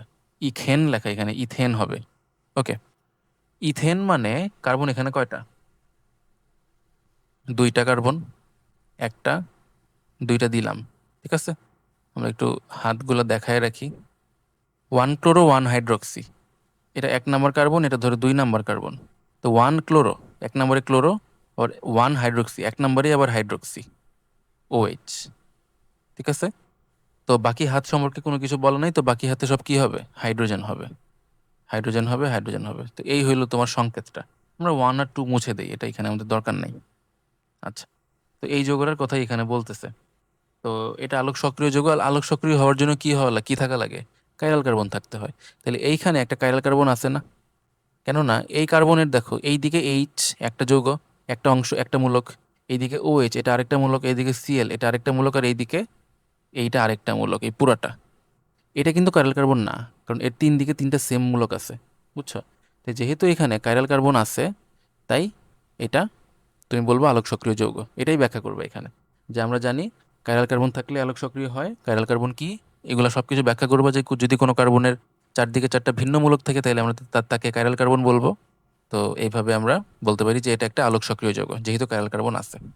বোঝা গেছে? আচ্ছা, আর আরেকটা কথা আমরা একটু বলবো, সেটা হলো এইরকম কোনো যৌগ কিন্তু আলোক সক্রিয় হবে না, বা এরকম কোনো গঠন যদি কোনো যৌগে থাকে, ঠিক আছে, আলোক সক্রিয় হবে না। যেমন এই কার্বনের কিন্তু যদি ধরো এখানে এইচ আর এখানে ধরো Cl আছে, তো এই যৌগটারও কিন্তু যত যা যা যা যুক্ত আছে সবই কিন্তু আলাদা আলাদা। তাই বলে কিন্তু এটা কাইরাল কার্বন তা কিন্তু না, এটা কাইরাল কার্বন না। কাইরাল কার্বন হওয়ার জন্য 4 দিকে 4টা গ্রুপ থাকতে হবে। বুঝছো? তাছাড়া কাইরাল কার্বন হবে না। 2 ব্রোমো বিউটেন আলোক সক্রিয় কি না? দেখো, বিউটেন হলো 4টা কার্বন হবে, 1, 2, 3, 4। 2 ব্রোমো, এটা 1 নম্বর কার্বন, 2 নম্বর কার্বন। এই 2 নম্বরে আমি একটা ব্রোমিন দিতেছি। এখানে আর কোনো ক্রাইটেরিয়া নাই, তাই বাকি হাতে সব হাইড্রোজেন বসে যাবে।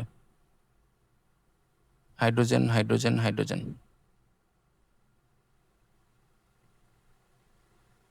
এই হলো আমার সব হাইড্রোজেন গেল। এখন এটা আলোক সক্রিয় কিনা? আলোক সক্রিয় হওয়ার জন্য আমাকে এখানে কাইরাল কার্বন খুঁজতে হবে। বুঝছো? তো এখানে এটা কি কাইরাল কার্বন না? এখানে একই কার্বনে একাধিক সেম জিনিস যুক্ত আছে। এটা কি কাইরাল কার্বন? এই দিকে কি যুক্ত? CH3। তুমি পুরোটা চিন্তা করবা। এইদিকে কি যুক্ত? সম্পূর্ণ একটা CH3। এইদিকে কি যুক্ত? একটা ব্রোমিন। এদিকে কি যুক্ত? একটা হাইড্রোজেন। আর নিচের দিকে কি যুক্ত? আরেকটা অনেক বড় একটা গ্রুপ। হ্যাঁ, তো এটা কাইরাল কার্বন আমরা বলবো। ঠিক আছে, এটা কাইরাল কার্বন না। এটার 2 দিকে 2টা সেম, এটাও কাইরাল কার্বন না। তার মানে কাইরাল কার্বন যেহেতু আছে, তাই আলোক সক্রিয়। হ্যাঁ, এটা একটা আলোক সক্রিয় যৌগ, যেহেতু এখানে কাইরাল কার্বন আছে। ফেনল একটি অ্যারোমেটিক যৌগ কেন? ব্যাখ্যা করো। এটা ব্যাখ্যা করার কি আছে? ফেনলের ভিতরে বেনজিন চক্র আছে। বুঝছো? বেনজিন চক্র যুক্ত যে কোনো যৌগই অ্যারোমেটিক হবে। বেনজিনের যেই ব্যাখ্যা, এখানেও একই ব্যাখ্যা। বুঝছো? প্রথম কথা চাক্রিক যৌগ, দ্বিতীয় কথা 4n+2 সংখ্যক পাই ইলেকট্রন আছে। এই যে 1টা 2টা 3টা বন্ধন মানে 6টা ইলেকট্রন। এন এর ভ্যালু 1 আসবে, অর্থাৎ হাকেল তত্ত্ব মানে 3 নম্বর সংকরণ। কর্নারে, কর্নারে এইখানে সংকরণ, এই যে 1, 2, 3 sp2, এবং প্রত্যেক কর্নারেও sp2 একটা করে হাইড্রোজেন আছে। 1, 2, 3 sp2, তাই সবার সংকরণ sp2। তাই আমরা বলবো যে এটা অ্যারোমেটিক যৌগ। ওকে, OH এর কিন্তু এখানে কোনো সংকরণের কাহিনী নাই। সংকরণ আমরা চেক করবো শুধুমাত্র চক্র গঠনকারী পরমাণুগুলার। ওকে, SO3 একটি ইলেকট্রন আকর্ষী কেন? দেখো, এটা আমরা সম্ভবত পার্ট ওয়ানটাতে আমরা ব্যাখ্যা করছিলাম, আমাদের জৈব যৌগের যে পার্ট 1 ছিল।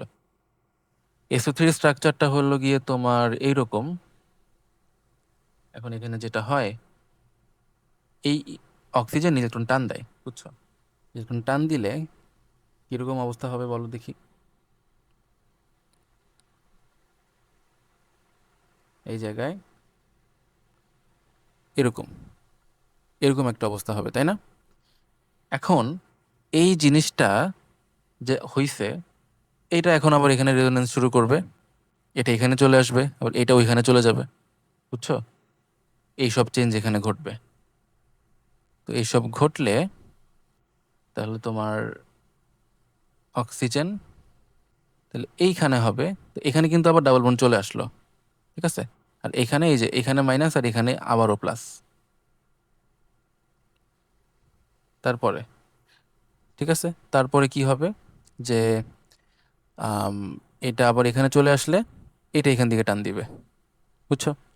তখন এই জায়গাটাতে এরকম, আর এই জায়গায় আবার ডাবল বন্ড হয়ে যাবে, এই জায়গাটাতে আবার এটা তো এটা ছিলই, এই জায়গাটা মাইনাস আর এই জায়গাটা প্লাস, বুঝছো? তাইলে এই সবগুলো ছবিতে সালফার পজিটিভ, ইলেকট্রন আকর্ষী। সালফার যেহেতু পজিটিভ তাই এটা ইলেকট্রোফাইল হিসেবে কাজ করবে, ওইটাই ওই এখানে ব্যাখ্যা করতে বলছে, বুঝছো? সালফার যেহেতু পজিটিভ তাই এটা ইলেকট্রোফাইল। এইভাবে তুমি রেজোনেন্সের মাধ্যমে জিনিসটা ব্যাখ্যা দিবা। ইথানল প্রোপানল পরস্পর সমগোত্রক কেন? দুইজনই অ্যালকোহল, সেজন্য। ইথানল এটা দেখতে হলো এরকম, CH3CH2OH, this is ethanol. Propanol 3 কার্বনওয়ালা অ্যালকোহল, CH3CH2CH2OH, এই হলো প্রোপানল, ঠিক আছে? সমগোত্রক কেননা দুইজনের কার্যকরী মূলক একই।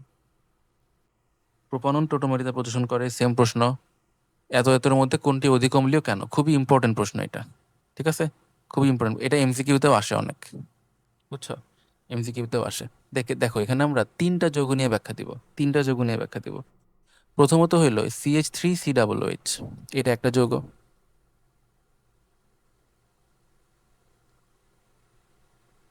এইটা এখন CH3COOH এর স্ট্রাকচারটা একটু আমরা এখানে ভালো করে ভেঙে দেখাই, এরকম, হ্যাঁ? এটা হলো CH3COOH এর যৌগ স্ট্রাকচার। এই অংশটুকু কি? এই অংশটুকু COOH মূলকটুকু, হ্যাঁ?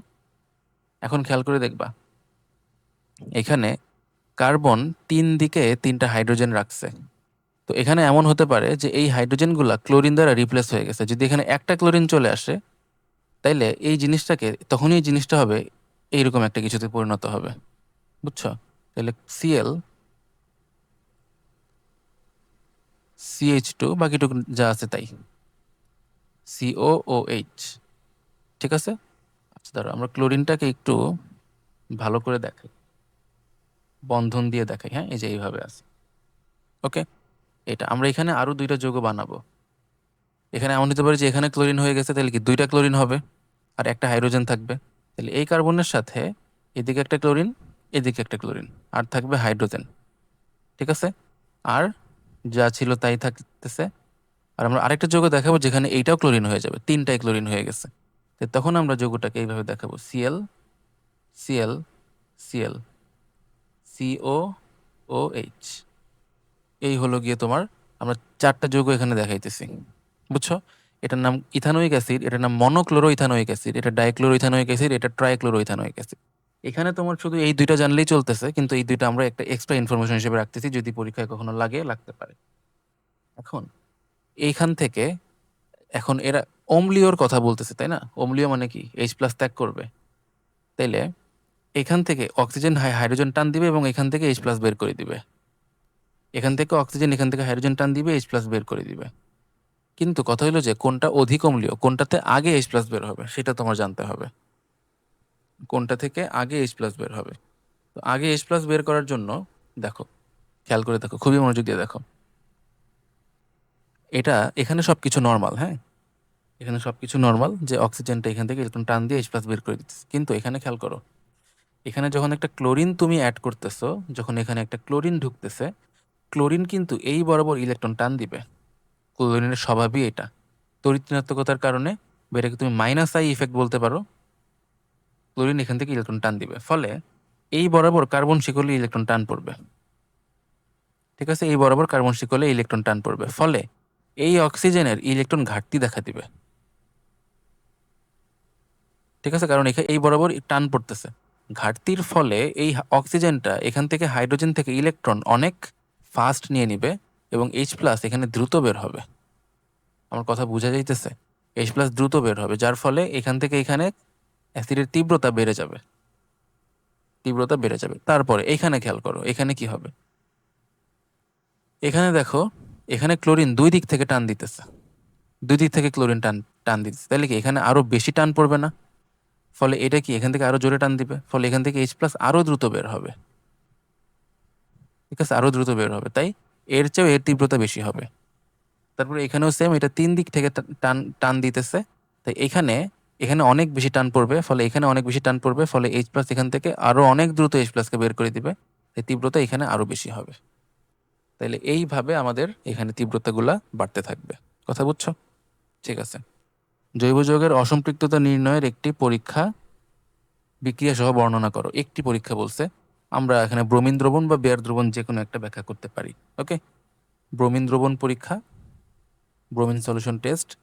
আমরা হচ্ছে এখানে এই যে আমাদের অসম্পৃক্ত যৌগ, এর সাথে ব্রোমিনের ওই লাল কমলা যে দ্রবণটা আছে, লাল কমলা যে তরলটা আছে, এটাকে যদি অসম্পৃক্ত যৌগতে আমরা যুক্ত করি, তাইলে এখানে এমন একটা যৌগ তৈরি হয় যেটাতে কোনো কালার থাকে না, বর্ণহীন।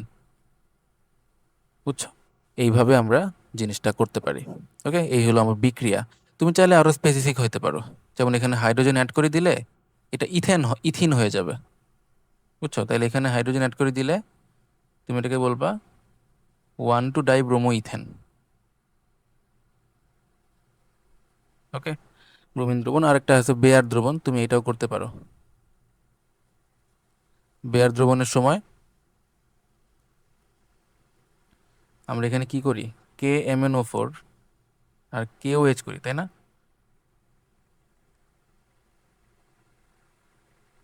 এটা আমরা বাংলায় লিখে দেই। ওকে, এখানে অক্সিজেন এবং H2O আসবে, এই দুটার বিক্রিয়া থেকে এটা আসবে। তো এখানে H2O মানে কি, H আর OH, ঠিক আছে? আর এই O এবং এই H মিলে আরেকটা OH, তো এটা মিলে একটা OH আর এখানে একটা OH আছে। তাহলে এখানে যেটা হবে, দ্বিবন্ধন ভেঙে এক বন্ধন, এখানে একটা OH ঢুকবে আর এখানে একটা OH ঢুকবে। এইভাবে আমরা বেয়ার দ্রবণের মাধ্যমে এবং ব্রোমিন দ্রবণের মাধ্যমে দেখাতে পারি। তুমি একটা দেখালেই হবে, যেহেতু একটা বিক্রিয়া দেখাইতে বলছে। ওকে, আচ্ছা, এইখানে এটা একটা আসলে একটা কোশ্চেন ছিল, এটা দাঁড়াও আমি এখানে একটা পেজ অ্যাড করে এটা বুঝাইতেছি। ওকে, অ্যালকাইন 1 কেন অম্লধর্মী, এটাই হলো আমাদের প্রশ্ন। অ্যালকাইন 1 মানে এইটা, অ্যালকাইন 1 মানে এমন একটা যৌগ, ঠিক আছে? অ্যালকাইন 1 মানে এমন একটা যৌগ হইতে পারে যেই সকল যৌগের ত্রিবন্ধনটা একদম শেষে থাকে, ওদেরকে আমরা অ্যালকাইন 1 বলতেছি। তো এরা অম্লধর্মী হয়। এটাও আমরা আমাদের পার্ট 2-তে ব্যাখ্যা করছিলাম, অম্লধর্মী কেন হয়। তো অ্যালকাইন 1 অম্লধর্মী হওয়ার মেইন কারণ হলো এখান থেকে H+ বের করতে পারে কার্বনগুলা। বুঝছো? আমাদের ওই হাইড্রোজেনগুলোকে একটু ভেঙে দেখাই, আলাদা করে দেখাই। হ্যাঁ, এখানে হাইড্রোজেন, এখানে হাইড্রোজেন, এখানে হাইড্রোজেন। ওকে, তাহলে এখানে এই যে কার্বনগুলা, এই কার্বনগুলার সবগুলা সংকরণ থাকে এসপি সংকরণ থাকে, বুঝছো? এসপি সংকরণ কিভাবে বুঝলাম, ওই যে আমি বলছিলাম কিন্তু এই ভিডিওতেই, ইলেকট্রন ঘনত্ব কয় দিকে আছে সেই অনুযায়ী। তাইলে যদি এমন ভাবে কেউ থাকে, এদিকে ধরো আর কেউ আছে, তাহলে এই কার্বনের সংকরণ কি হবে? এই কার্বনের ক্ষেত্রে ইলেকট্রন ঘনত্ব একদিকে আছে, দুই দিকে আছে, দুই দিকে থাকলে এসপি হবে। বুঝছো? এই কারণে আমরা এটাকে এসপি বলতেছি, এটাও এসপি, সবাই এসপি সংকরণে আছে। তো এসপি সংকরণের ক্ষেত্রে এসপি অরবিটালের আকৃতি অনেক ছোট হয়, অনেক ছোট হয়। 3টা এসপি আমাদের হয়, তাই না? sp3 হইতে পারে, sp2 হইতে পারে, sp হইতে পারে। তো এসপির ভিতরেই তো আমাদের এসপি আকৃতিটাই সবচেয়ে ছোট হয়। এসপির আকৃতিটা ছোট হওয়ার কারণে কার্বন হাইড্রোজেনের দূরত্বটা অনেক কম থাকে।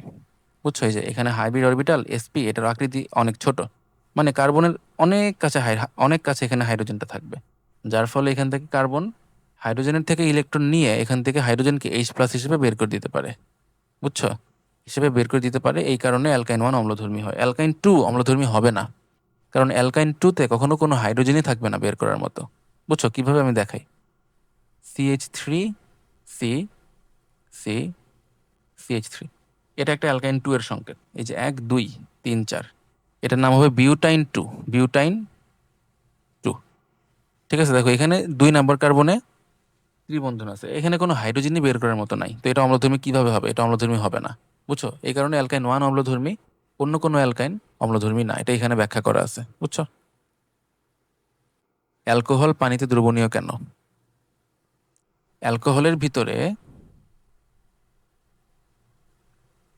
এরকম একটা বন্ড থাকে, তাই না?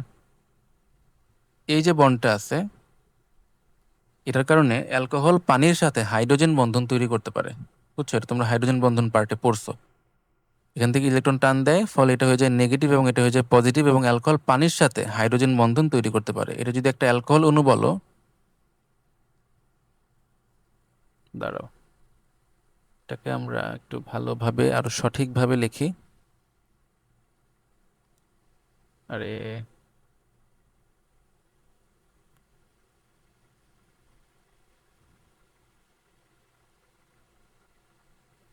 এই হলো অ্যালকোহল অণু। তুমি যখন এটাকে পানিতে দাও, তখন এই মাঝ বরাবর পানির অণু চলে আসে, বুঝছো?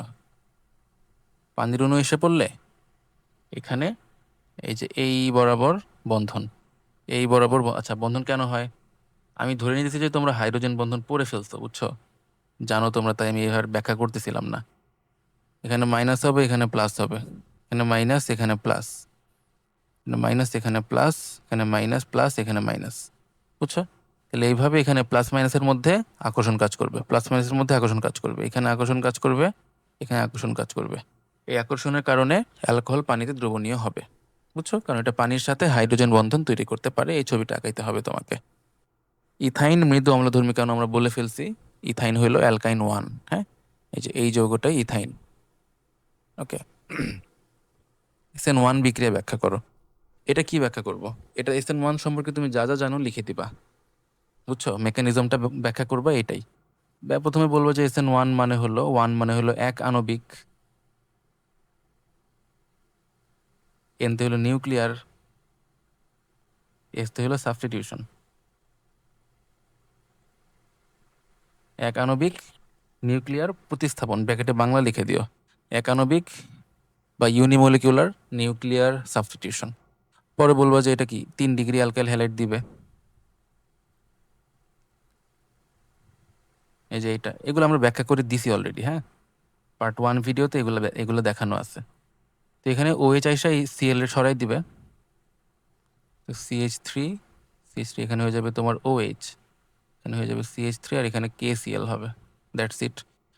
এ হলো বিক্রিয়া। তোমার স্টেপ 1 স্টেপ 2 এর মাধ্যমে দেখাই দিবা। ঠিক আছে, স্টেপ 1 যে এটা ভেঙে 2টা অংশে ভাগ হবে,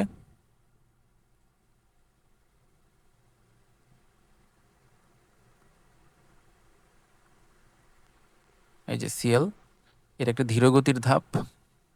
হ্যাঁ, এই ধাপে কি হয়, এই যে এইদিকে ইলেকট্রন টান দিয়ে ক্লোরিন, তাহলে এখান থেকে CH3 জিনিসটা প্লাস, Cl মাইনাস। ওকে, এটা তৈরি করে। আর স্টেপ 2তে কি হয়? স্টেপ 2তে এই জিনিসের সাথে এই OH মাইনাসটা বিক্রিয়া করে তারপরে এখানে যৌগ তৈরি করে CH3, এখানে তো এটা প্লাস, এর সাথে OH মাইনাস বিক্রিয়া করবে CH3, CH3OH। ঠিক আছে, এটা আমরা খুবই ভালোভাবে ব্যাখ্যা করছি আমাদের জৈব যুগের পার্ট 1 ভিডিওতে। ভিডিও নিয়ে যে টাইম স্ট্যাম্প দেওয়া আছে, ভিডিওতেও টাইম স্ট্যাম্প দেওয়া আছে, ভাগ করা আছে, তোমরা ওইখান থেকে খুবই সুন্দর করে দেখে নিতে পারো। ঠিক আছে, যে বিক্রিয়াগুলা এখানে আমরা তো ছোট করে বললাম, ওইখানে খুবই বিস্তারিত দেখানো আছে। ফিউরন একটা অ্যারোমেটিক যৌগ বলে ফেলছি। 1 ডিগ্রি অ্যামিন 2 ডিগ্রি অ্যামিনের মধ্যে কোনটি অধিক ক্ষারধর্মী? আমরা কিন্তু এটাও বলে ফেলছি। হ্যাঁ, 1 ডিগ্রি 2 ডিগ্রির মধ্যে 2 ডিগ্রি অ্যামিনটা বেশি ক্ষারধর্মী। কেন? কারণ 2 ডিগ্রি অ্যামিন 2 দিক থেকে প্লাস আই ইফেক্ট পায়, বুঝছো? বারবার বলতেছি না, ভিডিও বড় হয়ে যাবে, এমনিতেই বড় হয়ে যাইতেছে। এটা 2 দিক থেকে প্লাস আই ইফেক্টের কারণে ইলেকট্রন দিতে পারে ইজিলি, কিন্তু 1 ডিগ্রি অ্যামিন জাস্ট একদিক থেকে পায়, NH2 হয় এখানে। 1 ডিগ্রি অ্যামিন জাস্ট একদিক থেকে পাবে, একদিক থেকে পাওয়ার কারণে এখান থেকে ইলেকট্রন দেওয়ার প্রবণতার এখানের চেয়ে কম হবে, বুঝছো? তাই 2 ডিগ্রি অ্যামিন বেশি ক্ষারধর্মী। কার্বনিল মূলকের শনাক্তকারী পরীক্ষা লেখো, এটা বেশ ইম্পর্ট্যান্ট একটা জিনিস, বুঝছো? এটা গ এবং ঘ এর জন্য প্রচুর ইম্পর্টেন্ট। যারা আমার পার্ট 3 ভিডিওর জন্য অপেক্ষা করতেছিল কিন্তু আনফরচুনেটলি দেওয়া সম্ভব হয় নাই, তো তোমরা হচ্ছে যে এই জিনিসগুলো খুব ভালো করে দেখো, এগুলো কিন্তু গতে ঘতে লাগবে, ঠিক আছে? জৈব থেকে যদি 3টা সিকিউ আসে, পার্ট 1 আর 2 থেকে আমরা আশা করি যে ইনশাল্লাহ 2টা প্রশ্ন আসবে। পার্ট 3 যেটা আমরা দিতে পারিনি, ওইখান থেকে একটা সিকিউ আসার কথা ছিল। ওইখানে আমরা এই বিক্রিয়াগুলোই অনেক বিস্তারিতভাবে দেখানোর চিন্তা ছিল আর কি, কিন্তু দেখানো হইতেছে না। তো এখান থেকে দেখে নাও একটু সংক্ষেপে। তো কার্বনিল মূলকের শনাক্তকারী পরীক্ষা এটা খুবই ইম্পর্টেন্ট, এবং এটা হলো তোমার 2,4 ডিএনপিএইচ পরীক্ষা বলে এটাকে। 2,4 ডিএনপিএইচ পরীক্ষা, এটা খুবই ইম্পর্টেন্ট। কার্বনিল মূলকের শনাক্তকারী পরীক্ষা বললেই তুমি এইটার কথা বলবা, ঠিক আছে? যদি কার্বনিল মূলকের শনাক্তকারী পরীক্ষা বলে, এটা এমসিকিউতে অনেক ইম্পর্টেন্ট। যে নিচের কোনটির মাধ্যমে কার্বনিল মূলক শনাক্ত করা হয়? অ্যান্সার হবে এটা 2,4 ডিএনপিএইচ। আচ্ছা, তো বিক্রিয়াটা এখানে কিরকম? তার আগে আমরা একটু এই জিনিসটার গঠনটা ব্যাখ্যা করি। এটার নাম হলো 2,4 ডাইনাইট্রোফিনাইল হাইড্রাজিন, ঠিক আছে? 2,4 ডাইনাইট্রোফিনাইল হাইড্রাজিন এই জিনিসটার নাম। তো দেখো, প্রথমত এই হলো গিয়ে তোমার বেনজিন, হ্যাঁ, বেনজিন। তো ফার্স্ট অফ অল, হাইড্রাজিন জিনিসটা কি? H2N NH2 এই জিনিসটাকে হাইড্রাজিন বলে, বুঝছো? এই জিনিসটাকে বলা হয় হাইড্রাজিন। তো এই জিনিসটা যখন বেনজিনের উপরে যুক্ত থাকে তখন এটাকে বলা হয় এটাকে আমরা বলি ফিনাইল হাইড্রাজিন, বুঝছো? NH NH2, মানে এখানের একটা হাইড্রোজেন সরে যেয়ে ওইখানে বেনজিন বসে যায়, বুঝছো? তো আমরা ওইটাকে তখন বলি ফিনাইল হাইড্রাজিন, ঠিক আছে? এখন এখানে এটা যদি এখন 1 নাম্বার কার্বন বলো, হ্যাঁ, এটা যদি এখন তুমি 1 নাম্বার কার্বন বলো, তাহলে 2, 3, 4, 2 নাম্বার এবং 4 নাম্বার কার্বনে তুমি যদি একটা নাইট্রো গ্রুপ বসায় দাও, এই জিনিসটাকেই আমরা বলি 2,4 ডিএনপিএইচ, ঠিক আছে? 2,4 ডাইনাইট্রো ফিনাইল হাইড্রাজিন, হ্যাঁ, হাইড্রাজিন, ঠিক আছে? ডাই নাইট্রো ফিনাইল, ফিনাইল মানে আমরা এই যে এটাকে বুঝাইতেছি, এই যে ফিনাইল গ্রুপ মানে হলো যে এই অংশটুকুই ফিনাইল গ্রুপ, ঠিক আছে? ফিনাইল হাইড্রাজিন এইভাবে বলা হয়, ওকে? তাইলে এইটার সাথে আমরা কার্বনিল মূলকের বিক্রিয়া ঘটাবো। তো কার্বনিল মূলক হইলো এইটা, ঠিক আছে? এর সাথে আমরা বিক্রিয়া ঘটাবো। আমরা যৌগটাকে একটু অন্যভাবে ঘুরায় লিখতেছি বিক্রিয়ার কনভেনিয়েন্স অনুযায়ী, হ্যাঁ। NO2 আর এখানে একটা NO2, এই যৌগটাকে আমরা জাস্ট একটু ঘুরায় লিখছি এইভাবে, বুঝছো? এভাবে ঘুরায় লিখছি। এদের মধ্যে এখন একটা বিক্রিয়া হবে, খুব সিম্পল। এই যে এখানে পানি তৈরি হবে, বুঝছো? এই যে এই অংশটুকু এখানে পানি হিসেবে বের হয়ে যাবে, ঠিক আছে? এখানে H2 তৈরি হবে। তাহলে বাকি জায়গাটুকু এখানে জোড়া লেগে যাবে, ঠিক আছে? জোড়া লেগে যাবে মানে কি বুঝাইতেছি? এই যে কার্বন দ্বিবন্ধন দিয়ে নাইট্রোজেনের সাথে, মানে এইটুকু তো চলে গেছে, এই দ্বিবন্ধনটা নাইট্রোজেনের সাথে সাথে যুক্ত হয়ে যাবে, দ্বিবন্ধন নাইট্রোজেন। তারপর NH, তারপরে এখানে NO2, তারপরে এখানে NO2, এইটাই, বুঝছো? এটার নাম 2,4 ডাইনাইট্রোফিনাইল হাইড্রোজেন। এটা তুমি এত কিছু লিখতে হবে না, 2,4 ডিএনপিএইচ লিখবা। এটাকে ব্রাডির বিকারকও বলে, এটা আরেকটা নাম। আচ্ছা, আর এই যৌগটার নাম হলো 2,4 ডাইনাইট্রোফিনাইল হাইড্রাজোন, হ্যাঁ, 2,4 ডাইনাইট্রোফিনাইল হাইড্রাজোন। এবং এটার কালার হয় লাল বা হলুদ, বুঝছো? এটার কালার লাল হলুদ টাইপের একটা কালার হয়, খেয়াল রেখো। এবং এটার আরেকটা নাম আছে, এটাকে বলা হয় সিফস বেস, জাস্ট মনে রাখো, হ্যাঁ, সিফের ক্ষারক, জাস্ট ইয়ে হিসেবে এমসিকিউ এর জন্য যদি যদি কখনো লাগে। তো 2,4 ডাইনাইট্রোফিনাইল হাইড্রোজেন এই পরীক্ষাতে তুমি এই সিফের ক্ষারক পাও, যেটা কালার হয় লাল বা হলুদ, এবং এরই মাধ্যমে আমরা কার্বনিল মূলক শনাক্ত করতে পারি। যত যৌগ আছে যাদের মধ্যে এই কার্বনিল গ্রুপ আছে সবাই এই পরীক্ষা দিবে, অর্থাৎ অ্যালডিহাইড, অ্যালডিহাইডের ভিতরে এই গ্রুপটা আছে না? অ্যালডিহাইড তো এইটা, অ্যালডিহাইডের ভিতরে যে এই গ্রুপটা আছে, তো অ্যালডিহাইডের ভিতরে যেহেতু এই গ্রুপটা আছে, তাহলে এটা কি? তোমার অ্যালডিহাইড এই পরীক্ষাটা দিবে। ঠিক আছে? তারপর কিটন তো দিবেই দিবে। কিটনের মানে এটা কিটনেরই টেস্ট মূলত। কার্বনের গ্রুপটা কোথায়? কিটনেই থাকে। বুঝছো? এই দুই দিকে আর থাকবে। তাইলে যাদের মধ্যে এই গ্রুপটা আছে তারা সবাই এই পরীক্ষা দিবে। ঠিক আছে? এটা কিন্তু গ এবং ঘ এর জন্য খুবই ইম্পর্টেন্ট একটা জিনিস। ডি কার্বক্সিলেশন বিক্রিয়া ব্যাখ্যা করো। এখানে আমরা ফ্যাটি অ্যাসিডের সোডিয়াম লবণ, ঠিক আছে? এটা স্কুলে পড়ছো এসব। ফ্যাটি অ্যাসিডের সোডিয়াম লবণ। ফ্যাটি অ্যাসিড মানে যেই সকল অ্যাসিডের অণুতে এই গ্রুপটা একটা থাকে মাত্র। ঠিক আছে? আর এটার সাথে যদি তুমি ধাতুর বিক্রিয়া ঘটাও তাহলে ধাতুটা যে হাইড্রোজেনকে সরায় দেয় আর এরকম একটা যৌগ তৈরি করে। এটাই হলো তোমার লবণ। ঠিক আছে? এটার সাথে আমরা সোডা লাইমের বিক্রিয়া ঘটাই, NaOH, CaO। এর সাথে আমরা সোডা লাইমের বিক্রিয়া ঘটাই, মিশায় তাপ দেওয়া হয়। তাপ দিলে বলো কি তৈরি হবে? এখানে এই যে এইটা, হ্যাঁ, এটা কি Na2CO3। আর এই সিএও পার্টটা এর সাথে আলাদাভাবে চলে যাবে। আর এই হাইড্রোজেনটা যে এই আর এর সাথে বসে যাবে, তাহলে এখানে তৈরি হবে RH। এইভাবে ডিকার্বক্সিলেশন বিক্রিয়া হয় এবং এই যৌগটা হলো অ্যালকেন। বুঝছো? এই যৌগটা অ্যালকেন। এই ডিকার্বক্সিলেশন বিক্রিয়া তুমি আরেকটা উদাহরণ নিয়ে এখানে আর এর জায়গায় আরেকটা গ্রুপ নিয়ে তারপর দেখাইতে পারো। বুঝা গেছে? NH2 অর্থপ্যারা নির্দেশক বলা হয় কেন? ওই একই রকম কাহিনী, OH এর কাহিনী যেটা ছিল। ঠিক আছে? NH2 তে এই যে এখানে যে নাইট্রোজেনটা আছে, নাইট্রোজেনের যে লোন পেয়ারটা আছে, এটা এখানে ইলেকট্রন দেওয়ার মাধ্যমে রেজোন্যান্সের সূচনা করে এবং এর মাধ্যমে এটা অর্থপ্যারা নির্দেশক হিসেবে কাজ করতে পারে। বুঝা গেছে? রেজোন্যান্সটা কিন্তু এখানে দেখানো লাগবে। ঠিক আছে? তো অবশ্যই রেজোন্যান্সটা এখানে দেখাবা। OH মূলক অর্থপ্যারা নির্দেশক কেন? সেম প্রশ্ন। সমগোত্রীয় শ্রেণী বলতে কি বুঝো? জৈব যৌগের ক্ষেত্রে যেই সকল যৌগের কার্যকরীমূলক একই, যার ফলে বিক্রিয়া একই এবং যাদের ধর্মও একই, সেই সকল যৌগকে আমরা একসাথে সমগোত্রীয় শ্রেণী বলি। ঠিক আছে? তারা মিলে যে শ্রেণীটা গঠন করে সেটাকে সমগোত্রীয় শ্রেণী বলে। এটা বলা হয়ে গেছে, এটাও বলা হয়ে গেছে, এটাও বলা হয়ে গেছে, টোটোমারিতেও বলে ফেলছি, এটাও বলা হয়ে গেছে।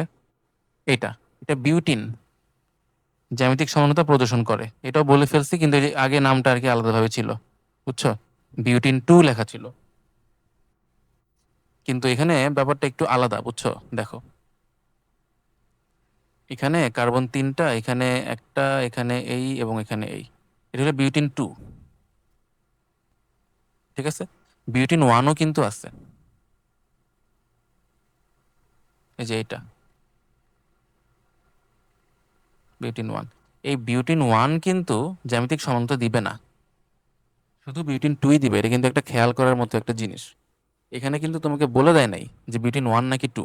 এটা তোমার জানা থাকতে হবে যে বিউটিন 1 নিলে জ্যামিতিক সমানতা পাওয়া যাবে না। বুঝা গেছে? তো জ্যামিতিক সমানতা পাওয়ার জন্য বিউটিন 2 নিতে হবে। কিভাবে করতে হবে এটা একটু আগে এই ভিডিওতেই দেখানো হয়েছে। আলোক সমানতার শর্ত লিখো। আলোক সমানতার শর্ত মানে আমরা ওই এনানসিওমারের যে শর্তগুলো লিখে দিয়েছিলাম না, ওইগুলাই। ঠিক আছে? যেগুলো কি ছিল? 1 নাম্বার আমরা বলতে পারি কাইরাল কার্বন থাকতে হবে। 2 নাম্বার অপরিস্থাপনীয় হতে হবে। 3 নাম্বার দর্পণ প্রতিবিম্ব হতে হবে। আমরা একটা 4 নাম্বার পয়েন্ট অ্যাড করব। আলোর তলকে আলোর তলকে একই মাত্রায় কিন্তু ভিন্ন দিকে আবর্তন করতে হবে। কিন্তু একই মাত্রায় কিন্তু বিপরীত দিকে আবর্তন করতে হবে। তো একটা যদি ডি সমান হয় আর একটা হবে এল সমান, এইভাবে আর কি জিনিসটা হবে। এই পয়েন্টটা এনানসিওমারেও কিন্তু অ্যাড করো, আমি ওখানে বলতে ভুলে গেছিলাম। আলোর তলকে একই মাত্রায় কিন্তু বিপরীত দিকে আবর্তন করে, তাহলে আমরা এদেরকে আলোক সমাণু বলবো বা এনানসিওমার বলা যাবে। জ্যামিতিক সমানতার শর্তগুলো লেখ। জ্যামিতিক সমানতার শর্ত হলো, এক, এখানে তোমার কার্বন কার্বন মুক্ত ঘূর্ণন বন্ধ হইতে হবে। আমরা এখানে অত ডিটেলসে কিছু ব্যাখ্যা করতেছি না। বন্ধ হতে হবে, যেটা শুধুমাত্র অ্যালকিন এবং অ্যালকাইনে সম্ভব, আমরা শুধুমাত্র অ্যালকিন নিয়ে কাজ করি। বুঝছো? বন্ধ হতে হবে, যার জন্য এখানে দ্বিবন্ধন থাকতে হবে। এটা প্রথম শর্ত। দ্বিতীয় শর্ত, কোনো কার্বনে দুটি একই গ্রুপ থাকা যাবে না, দুটি একই পরমাণু বা গ্রুপ থাকা যাবে না।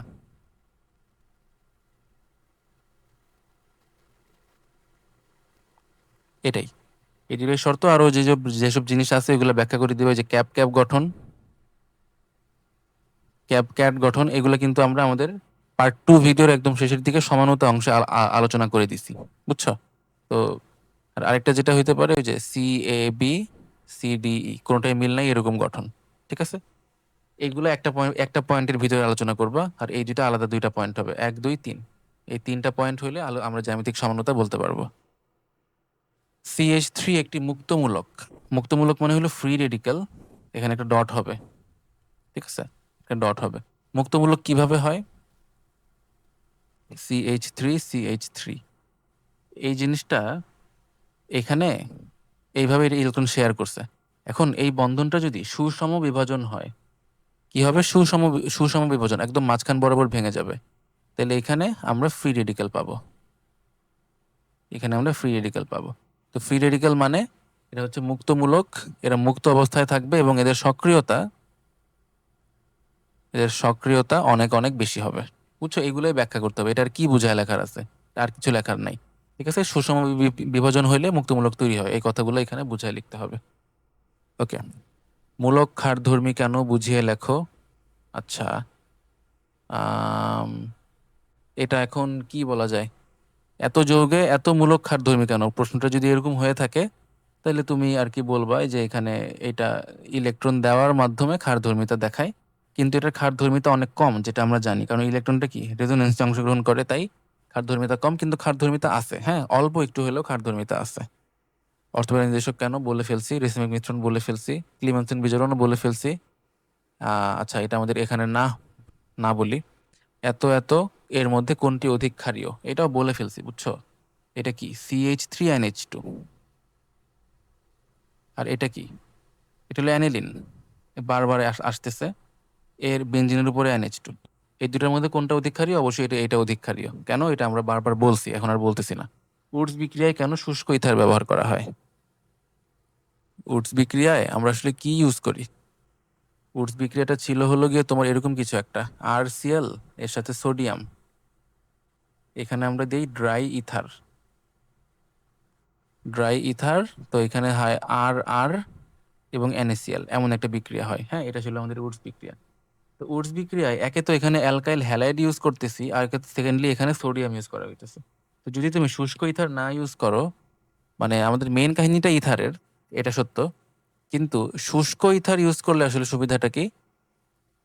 শুষ্ক ইথার না ইউজ করলে অসুবিধাটা হলো এখানে সোডিয়াম আছে, তো সোডিয়াম পানির সাথে বিক্রিয়া করে, ও খুব ভায়োলেন্টলি বিক্রিয়া করে এবং NaOH তৈরি করে, বুঝছো? খুব ভায়োলেন্টলি বিক্রিয়া করে, অনেক শক্তি তৈরি হয় তখন।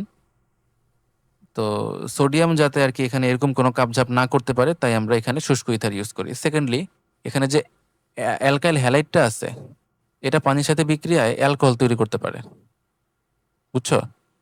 আচ্ছা, যাই হোক, এই পয়েন্ট লেখা দরকার নেই, এই যে এইটাই আমাদের মেইন কথা, ঠিক আছে? যে সোডিয়ামটা পানির সাথে বিক্রিয়া করতে পারে যদি এটা শুষ্ক না হয়, তাই আমরা শুষ্ক শুষ্ক ইথার ব্যবহার করি। অ্যালকাইন 1 অম্লধর্মী, অ্যালকাইন 2 অম্লধর্মী নয় কেন বলে ফেলছি। অ্যানিলিন অম্লধর্মী কেন ব্যাখ্যা করো। এখানে দুইটাই হইতে পারে, অম্লধর্মী কেন বা অম্লধর্মী না কেন, দুইটাই বলতে পারে, বুঝছো? যদি ক্ষারধর্মী কেন বলে, সরি, অম্লধর্মী বলতেছিলাম, ক্ষারধর্মী কেন যদি বলে, তাহলে তুমি কি বলবা? যে এখানে লোন পেয়ার আছে, এটা সে দান করে, এই কারণে সে ক্ষারধর্মী। আর ক্ষারধর্মী না কেন বা অনেক কম ক্ষারধর্মী কেন, তাহলে তখন তুমি এখানে তুমি রেজোনেন্সের কথাটা বলবা। বুঝা গেছে? ওকে।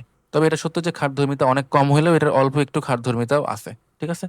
গ্রিগনার্ড বিকারক পানির অনুপস্থিতিতে তৈরি করা হয় কেন? গ্রিগনার্ড বিকারকের জিনিসটা হইলো, আমরা কি যেন করি, এই যে অ্যালকাইল হ্যালাইডের সাথে ম্যাগনেসিয়ামের বিক্রিয়া করাই, হ্যাঁ, ড্রাই ইথারের উপস্থিতিতে। ওকে, তো এখানে RMgX এমন একটা জিনিস তৈরি হয়, এটাই হলো তোমার গ্রিগনার্ড বিকারক। গ্রিগনার্ড হ্যাঁ, রিয়েজেন্ট। গ্রিগনার্ড লেখাটা খুবই বাজে হয়েছে, তোমরা মুছে দেই। Grignard Grignard বিকারক। এখানে পানির অনুপস্থিতির ব্যাপারটা আসলে কি, এটা তোমরা তো পড়ছো কি না, এটা আমাদের পার্ট 3-তে পড়ানোর কথা ছিল, বারবার একই কথা বলতেছি। গ্রিগনার্ড বিকারকের সাথে পানির বিক্রিয়ায় অ্যালকেন তৈরি হয়, বুঝছো? অ্যালকেন তৈরি হয়, মানে এখানে OH তো তুই MgXটা OH এর সাথে বিক্রিয়া করে ফেলে, তাহলে MgX আর এখানে OH এমন একটা কিছু আসে, আর এই এইচটা আর এর সাথে যুক্ত হয়ে যায়, ফলে এখানে RH আসে, যেটা কিনা একটা অ্যালকেন, যেটা কিনা একটা অ্যালকেন।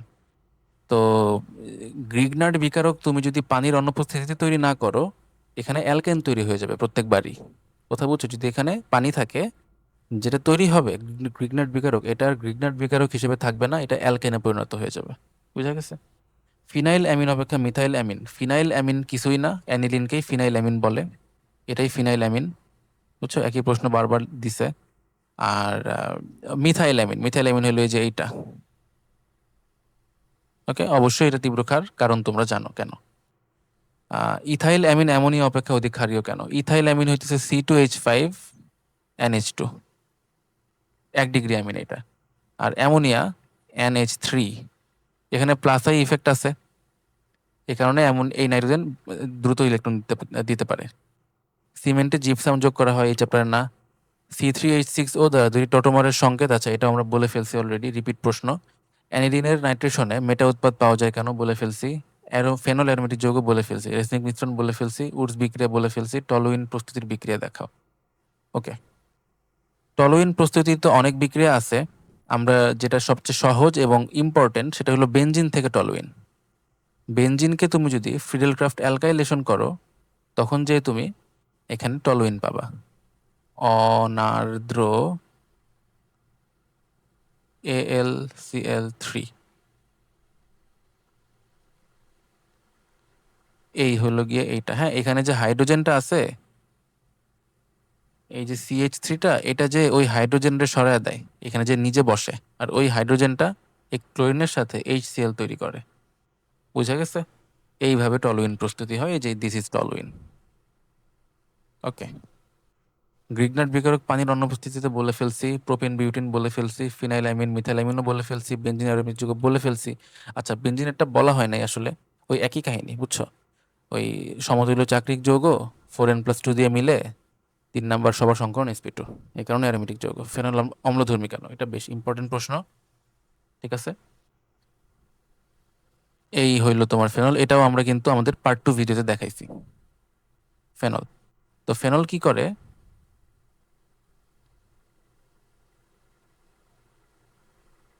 এরকম একটা বিক্রিয়া দেয় যেখানে এটাকে ফিনক্সাইড আয়ন বলে, যেখানে এটাকে ফিনক্সাইড আয়ন বলে। এবং এই ফিনক্সাইড আয়নটা খুব স্থিতিশীল হয়, বুঝছো? অনেক স্টেবল হয় কেন? রেজোনেন্সের দ্বারা। বুঝছো? এই হলো তোমার ফিনক্সাইড আয়ন। এই ফিনক্সাইড আয়নটা রেজোনেন্সের মাধ্যমে এটি এখান থেকে এখানে চলে আসে, এটা এখান থেকে এখানে চলে আসে, এবং এরপরে রেজোনেন্স হয়। বুঝছো? এরপর তোমরা এটা কইরো। ঠিক আছে, এটা ওই ভিডিওতে দেখানো হয়েছিল, তাই আমরা আর দেখাইতেছি না। ওকে, এই ভিডিওগুলোর লিঙ্ক আমরা ডিসক্রিপশন বক্সে দিয়ে রাখবো, তাই কেউ যদি ভিডিও পার্ট 1 আর পার্ট 2 না দেখে থাকো, অবশ্যই দেখে নিবা। তো আমাদের ফেনল অম্লধর্মী, তো এইভাবে আমরা এটা বলি। আমি জিনিসটা আবারও বলতেছি যদি ক্লিয়ার না হয়ে থাকে।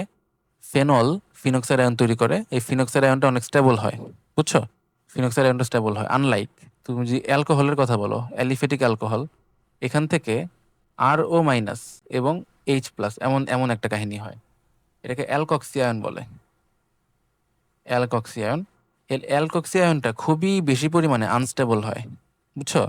যার ফলে এই দুইটা আবার মিলেমিশে আবার ROH তৈরি করে, ফলে এটা তো এইদিকে হয়ে এটা তৈরি হয়েছিল, এটা আবার বিপরীত দিকে বিক্রিয়াটা হয়, আবার ROH গঠন করে। বুঝা গেছে? একটা অ্যালকক্সি আয়ন আর অ্যালকক্সি আয়ন হিসেবে থাকে না। যদি এটা থাকতো, যদি এটা এই আকৃতিতেই থাকতো, তাহলে H+টাও এই আকৃতিতে থেকে যেত, বুঝছো? কিন্তু এটা আবার ওর সাথে মিলে এটা গঠন করে, কিন্তু এই যে এখানে এটা স্টেবল, যার ফলে এটা এইভাবেই থেকে যাবে, যার ফলে H+টাও H+ই থেকে যাবে, যার কারণে আমরা অম্লধর্মী এটাকে বলবো। তার মানে এটা কিন্তু অ্যাসিডের মতো এরকম বিক্রিয়া দিবে, বুঝছো? এটা একটা এক্সট্রা কথা বলতেছি, অ্যাসিড যেরকম বিক্রিয়া দেয় ওরকম বিক্রিয়া কিন্তু ফেনল দিতে পারে। সোডিয়ামের সাথে বিক্রিয়া করলে এই সোডিয়াম যে ওই যে হাইড্রোজেনকে সরাবে, এখানে ONA এইসব কাহিনী হবে, বুঝছো? এখানে হাইড্রোজেন তৈরি হবে। ওকে, এইভাবে জিনিসগুলো হবে। কার্বিল অ্যামিন পরীক্ষা বেশ ইম্পর্টেন্ট, বুঝছো? এটা তো যদিও 17 সালে আসছে। এগুলা ঘয়ের জন্য অনেক ইম্পর্টেন্ট। এই যে ক্লিমেনসন বিজারণ, কার্বিল অ্যামিন পরীক্ষা, ক্লোরোফর্মকে রঙিন বোতলে রাখা হয় কেন, 2,4-DNPH পরীক্ষা, এগুলো সবই প্রচুর ইম্পর্টেন্ট এবং এই সব কিছুই গতে এবং ঘতে লাগবে। ওকে, কার্বিল অ্যামিন পরীক্ষাটা কি? আচ্ছা, তো জিনিসটা আসলে কি, এটাকে অনেক নামে বলা হয়, বুঝছো? কার্বিল অ্যামিন পরীক্ষা এটা তো একটা। কার্বিল অ্যামিন পরীক্ষা, এটাকে তুমি বলতে পারো ক্লোরোফর্মের শনাক্তকরণ। ঠিক আছে, ক্লোরোফর্মের শনাক্তকরণ। এটাকে তুমি বলতে পারো অ্যানিলিনের শনাক্তকরণ। বুঝছো? আচ্ছা, গোল্লা দেই, অ্যানিলিনের শনাক্তকরণ। ঠিক আছে, এটা বেশ ইম্পর্টেন্ট একটা এক্সাম, সরি খুবই ইম্পর্টেন্ট একটা বিক্রিয়া কিন্তু এটা। দেখো এখানে কি কি করতে হয়, এটা জাস্ট একটা বিক্রিয়া, এটা মুখস্থ করবা, বুঝছো?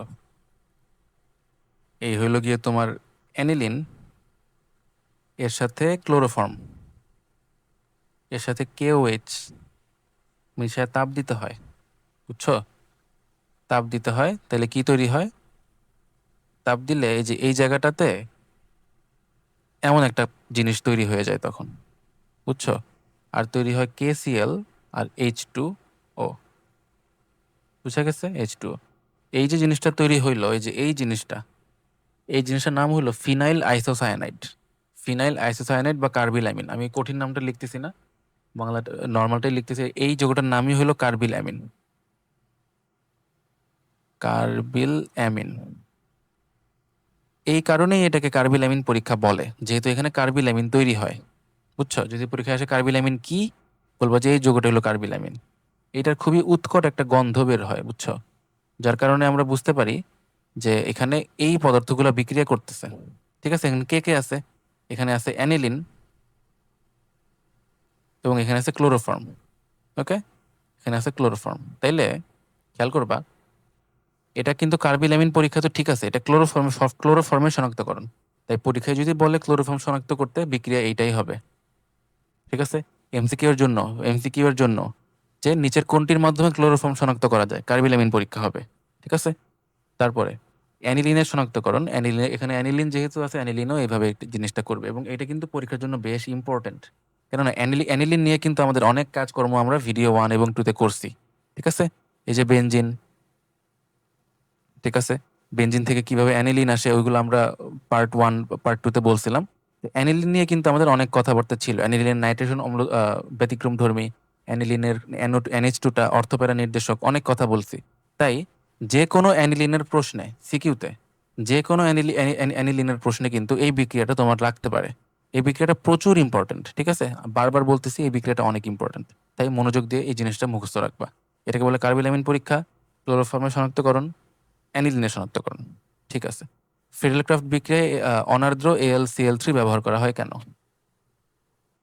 মেইন ব্যাপারটা হলো যে এখানে ওর আর কি অষ্টক ঘাটতি থাকে, বুঝছো? অষ্টক ঘাটতি থাকে। ফ্রিডেলক্রাফট বিক্রিয়ায় আমরা আর কি অ্যাড করি? আমরা তো অ্যালকাইল হ্যালাইড অ্যাড করি, তাই না? অ্যালকাইল হ্যালাইড অ্যাড করি, তাহলে এইটা ভেঙে এরকম কিছু তৈরি করে, কার্বোক্যাটায়ন, আর এখানে Cl মাইনাস তৈরি করে। তো এই AlCl3 যেটা আছে, আমরা তো এমন একটা বিক্রিয়া দেখাইছিলাম কৌশল দেখানোর সময়, তাই না? AlCl3 দেখাইছিলাম।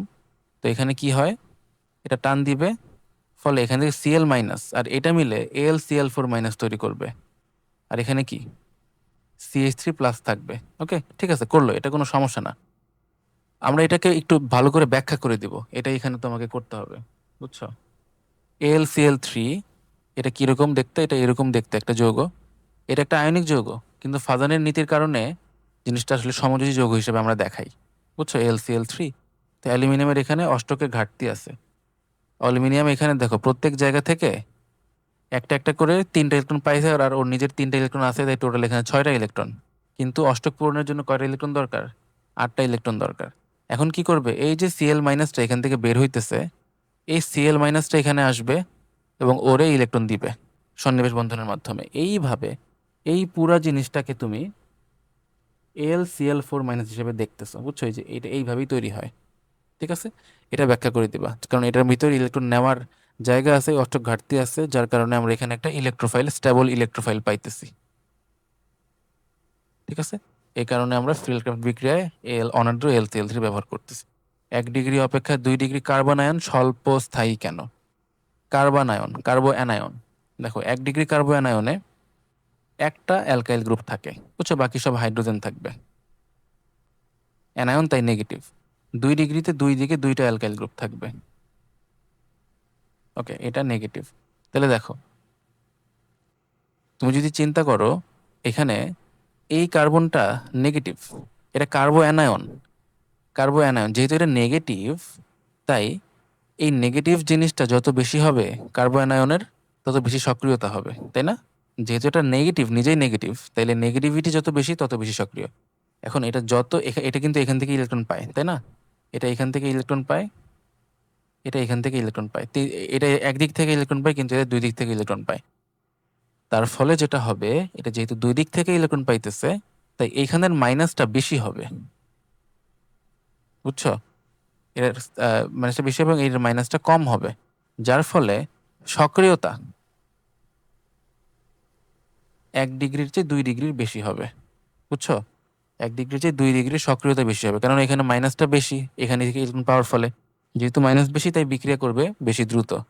যেহেতু সক্রিয়তা বেশি 2 ডিগ্রির, তাই স্থায়িত্ব কম হবে। সক্রিয়তার স্থায়িত্ব কি উল্টা হয়, তাই স্থায়িত্ব হবে 2 ডিগ্রি লেস দেন 1 ডিগ্রি, বুঝছো? এই কারণে 1 ডিগ্রি অপেক্ষা 2 ডিগ্রি কার্বন আয়ন স্বল্পস্থায়ী। মিথানল, মিথানেল সমগোত্রক নয় কেন? মিথানল অ্যালকোহল, CH3OH, আর মিথানেলটা কি? HCHO। হ্যাঁ, এটা অ্যালকোহল এবং এটা অ্যালডিহাইড।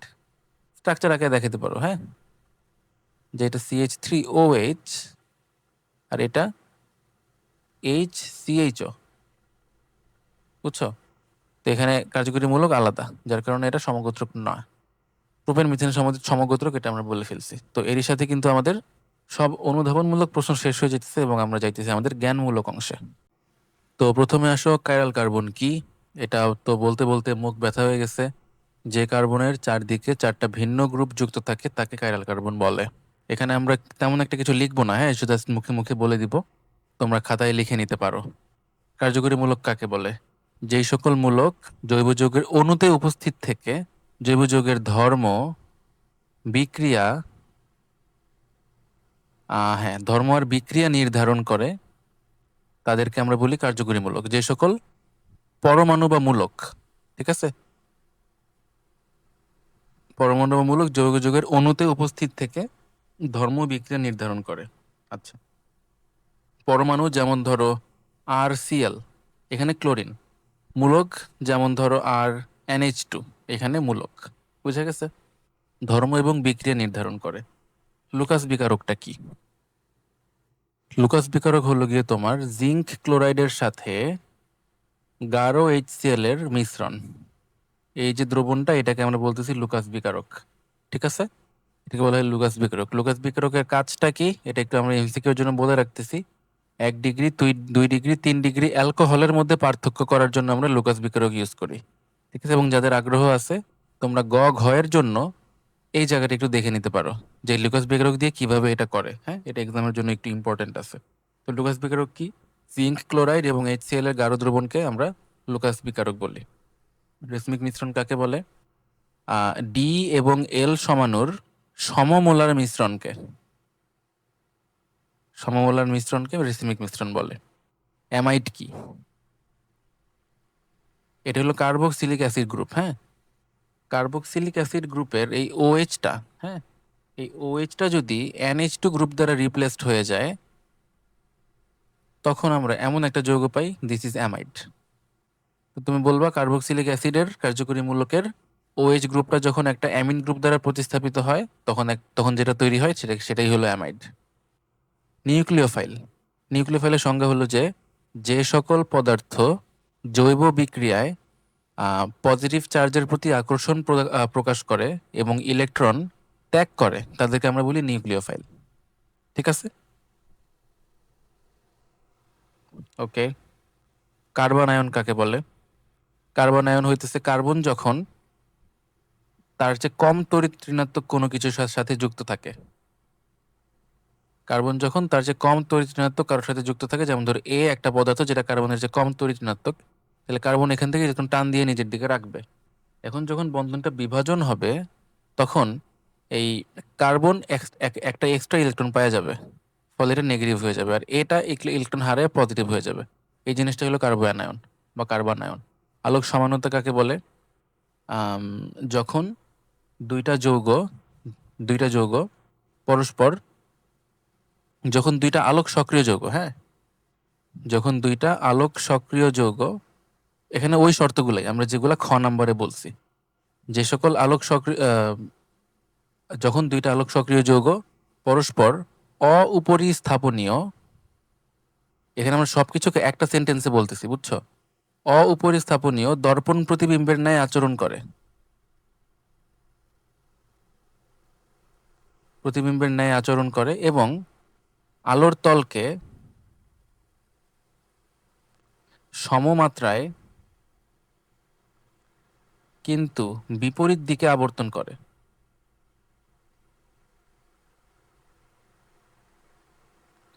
তাই আমরা ওদেরকে বলতেছিল আলোক সমাণু। আমার কথা বুঝে গেছে? যে সকল আলোক সক্রিয় যৌগ অপরিস্থাপনীয় দর্পণ প্রতিবিম্বের ন্যায় আচরণ করে এবং আলোর তলকে সমমাত্রায় কিন্তু বিপরীত দিকে আবর্তন করে, তাদেরকে আমরা বলি আলোক সমাণু, এবং এই ঘটনাটাকে বলা হয় আলোক সমানুতা। এবং এদের আরেকটা টার্ম হয়েছে এনানসিওমার। এনানসিওমারের সংজ্ঞাও আমরা এই একই সংজ্ঞা দিব, ঠিক আছে? মুক্তমূলক বা ফ্রি রেডিক্যাল, যখন কোনো বন্ধনের সুষম বিভাজন হয়, যখন কোনো বন্ধনের সুষম বিভাজন হয় তখন অত্যধিক সক্রিয় কিছু রাসায়নিক সত্তার উৎপত্তি হয়, ওই জিনিসটাকে আমরা বলতেছি মুক্তমূলক বা ফ্রি রেডিক্যাল, ঠিক আছে? এর যখন সুষম বিভাজন হবে তখন প্রত্যেকে নিজের ইলেকট্রন ফেরত পাবে, তো এই হলো তোমার ফ্রি রেডিক্যাল, ঠিক আছে? হেটারোসাইক্লিক যৌগ কাকে বলে? যে সকল চাক্রিক যৌগের বা সাইক্লিক যৌগের প্রত্যেক কর্নারে সেম অ্যাটম থাকে না, তাদেরকে বলা হয় হেটারোসাইক্লিক যৌগ। যেমন ধরো বেনজিন একটা হোমোসাইক্লিক যৌগ, বেনজিন একটা হোমোসাইক্লিক যৌগ, কেননা সব কর্নারে কে আছে? সব কর্নারে আছে কার্বন। কিন্তু তুমি যদি পিরিডিনের কথা দেখো, পিরিডিন, এই যে পিরিডিনের স্ট্রাকচার এরকম, এটা কিন্তু আমরা দেখাইছি খ নাম্বারে। পিরিডিনের স্ট্রাকচার এরকম, তো পিরিডিন একটা হেটারোসাইক্লিক যৌগ, কেননা এটা সব কর্নারে কার্বন নাই, বুঝছো? এটা একটা কর্নারে নাইট্রোজেন আছে। তারপর ধরো ফিউরান, পাইরোল, এগুলোর ক্ষেত্রেও বলবো, এগুলো বললেও চলবে, ঠিক আছে? একটা উদাহরণ দিয়ে দিলে, ও সরি, এটা তো ক নম্বরে কোনো উদাহরণ নাই, জাস্ট সংজ্ঞা। তো যে সকল সাইক্লিক যৌগ বা যে সকল চাক্রিক যৌগের প্রত্যেক কর্নারে সেম অ্যাটম থাকে না, একই অ্যাটম থাকে না, সেগুলোকে আমরা বলি হেটারোসাইক্লিক যৌগ বা বিষমচাক্রিক যৌগ, এটার বাংলা বিষমচাক্রিক যৌগ। মেসোটার্টারিক অ্যাসিডের সংকেতটি লিখো। আচ্ছা, এখানে আমরা মেসোযৌগের উদাহরণে এই জিনিসটা বলছিলাম, দেখো মেসোযৌগের উদাহরণ দেওয়া হয়েছে আমাদের পার্ট 2 ভিডিওতে, এইটা। আর এখানে সম্ভবত কি সিএইচও, না নিচে এখানেও COOH, COOH। আচ্ছা, তো এই হলো আমাদের মেথোটার্টারিক অ্যাসিড। মেসোটার্টারিক অ্যাসিড কেন বলতেছে? এখানে গিয়ে তোমার দেখো টার্টারিক অ্যাসিড, এটাও কিন্তু টার্টারিক অ্যাসিড, আর আমি এখানে যেটা এখন আঁকেছি এটাও কিন্তু টার্টারিক অ্যাসিড।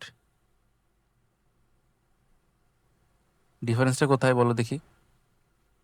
ডিফারেন্সটা হলো এই জায়গাটাতে, দুইটাতে আমি দুইভাবে লেখা হয়েছে, হ্যাঁ, দুইভাবে লেখা হয়েছে। এই দুইটার মধ্যে মেসো যৌগ কোনটা?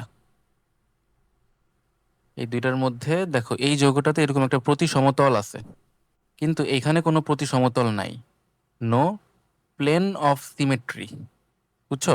এখানে কোনো প্রতি সমতল নাই, কিন্তু এখানে একটা প্লেন অফ সিমেট্রি বা প্রতি সমতল আছে। যেহেতু এখানে প্রতি সমতল আছে, তাই এখানে এটা যে এইভাবে ঘুরাবে, একটা এটাও এই দিকে ঘুরাইতে যাবে, এটা নিচের দিকে এটা এইভাবে ঘুরাইতে যাবে, তাই জিনিসটা আলোক নিষ্ক্রিয় হবে। এখানে তোমাকে এত কিছু ব্যাখ্যা করতে হবে না, তো মেসোটার্টারিক অ্যাসিড সংকেত হিসেবে তুমি এটা লিখবা, ঠিক আছে? এটা না, এটাও কিন্তু টার্টারিক অ্যাসিড, কিন্তু এটা আলোক সক্রিয়, কিন্তু এটা আলোক নিষ্ক্রিয়, বুঝে গেছে? মেসোযৌগ আলোক নিষ্ক্রিয় হয়ে থাকে। ইলেকট্রোফাইল কাকে বলে? যে সকল পদার্থ জৈব বিক্রিয়ার সময় ইলেকট্রন বা নেগেটিভ চার্জের প্রতি আসক্তি প্রকাশ করে এবং ইলেকট্রন গ্রহণ করে, তাদেরকে আমরা বলি ইলেকট্রোফাইল, ঠিক আছে? এনানসিওমার কাকে বলে বলে ফেললাম। ক্যাটিনেশন কি? কার্বনের ধর্ম হইতেছে বিভিন্ন দৈর্ঘ্যের বিভিন্ন গঠনের শিকল গঠন করতে পারা, এই ধর্মটাকে ক্যাটিনেশন বলে। সমানুকরণ বিক্রিয়া কি? একটা সমাণু থেকে আরেকটা সমাণু তৈরির যে বিক্রিয়া তাকে বলা হয় সমানুকরণ বিক্রিয়া। প্যারাফিন কি? প্যারাফিন মানে হলো আসক্তিহীন। প্যারাফিন মানে আসক্তিহীন। তো অ্যালকেন সমূহকে প্যারাফিন বলা হয়। এটাই তোমার বলতে হবে যে প্যারাফিন অর্থ আসক্তিহীন, অ্যালকেন সমূহকে প্যারাফিন বলে, এরা কারোর সাথে বিক্রিয়া করে না। ডায়াস্টেরিওমার কি? ডায়াস্টেরিওমার হইতেছে যখন দুইটা আলোক সমাণু তোমার হয়, দর্পণ প্রতিবিম্ব হয় না, তখন তাদেরকে আমরা বলি ডায়াস্টেরিওমার। বুঝে গেছে? যেমন ধরো আমরা যে এখানে টার্টারিক অ্যাসিডের একটা উদাহরণ দিলাম না, কোথায় জানো? এই যে এটা, এই যে দুইটা যৌগ, এই দুইটা যৌগ কি দর্পণ প্রতিবিম্ব? এই দুইটা যৌগ দর্পণ প্রতিবিম্ব না। তো এই দুইটা যৌগকে আমরা বলতেছি পরস্পরের ডায়াস্টেরিওমার। তুমি এখানে ওই সেম এক্সাম্পল দিবা, এই দুইটাকে পরস্পর ডায়াস্টেরিওমার বলে। এই দুইটা যৌগ দুইটা পরস্পরের আলোক সমাণু এবং তোমার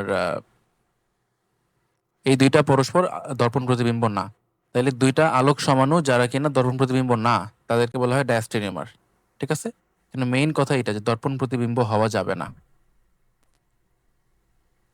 ওকে, এটা হলো তোমার ডায়াস্টেরিওমার। হাকেল তত্ত্ব কি?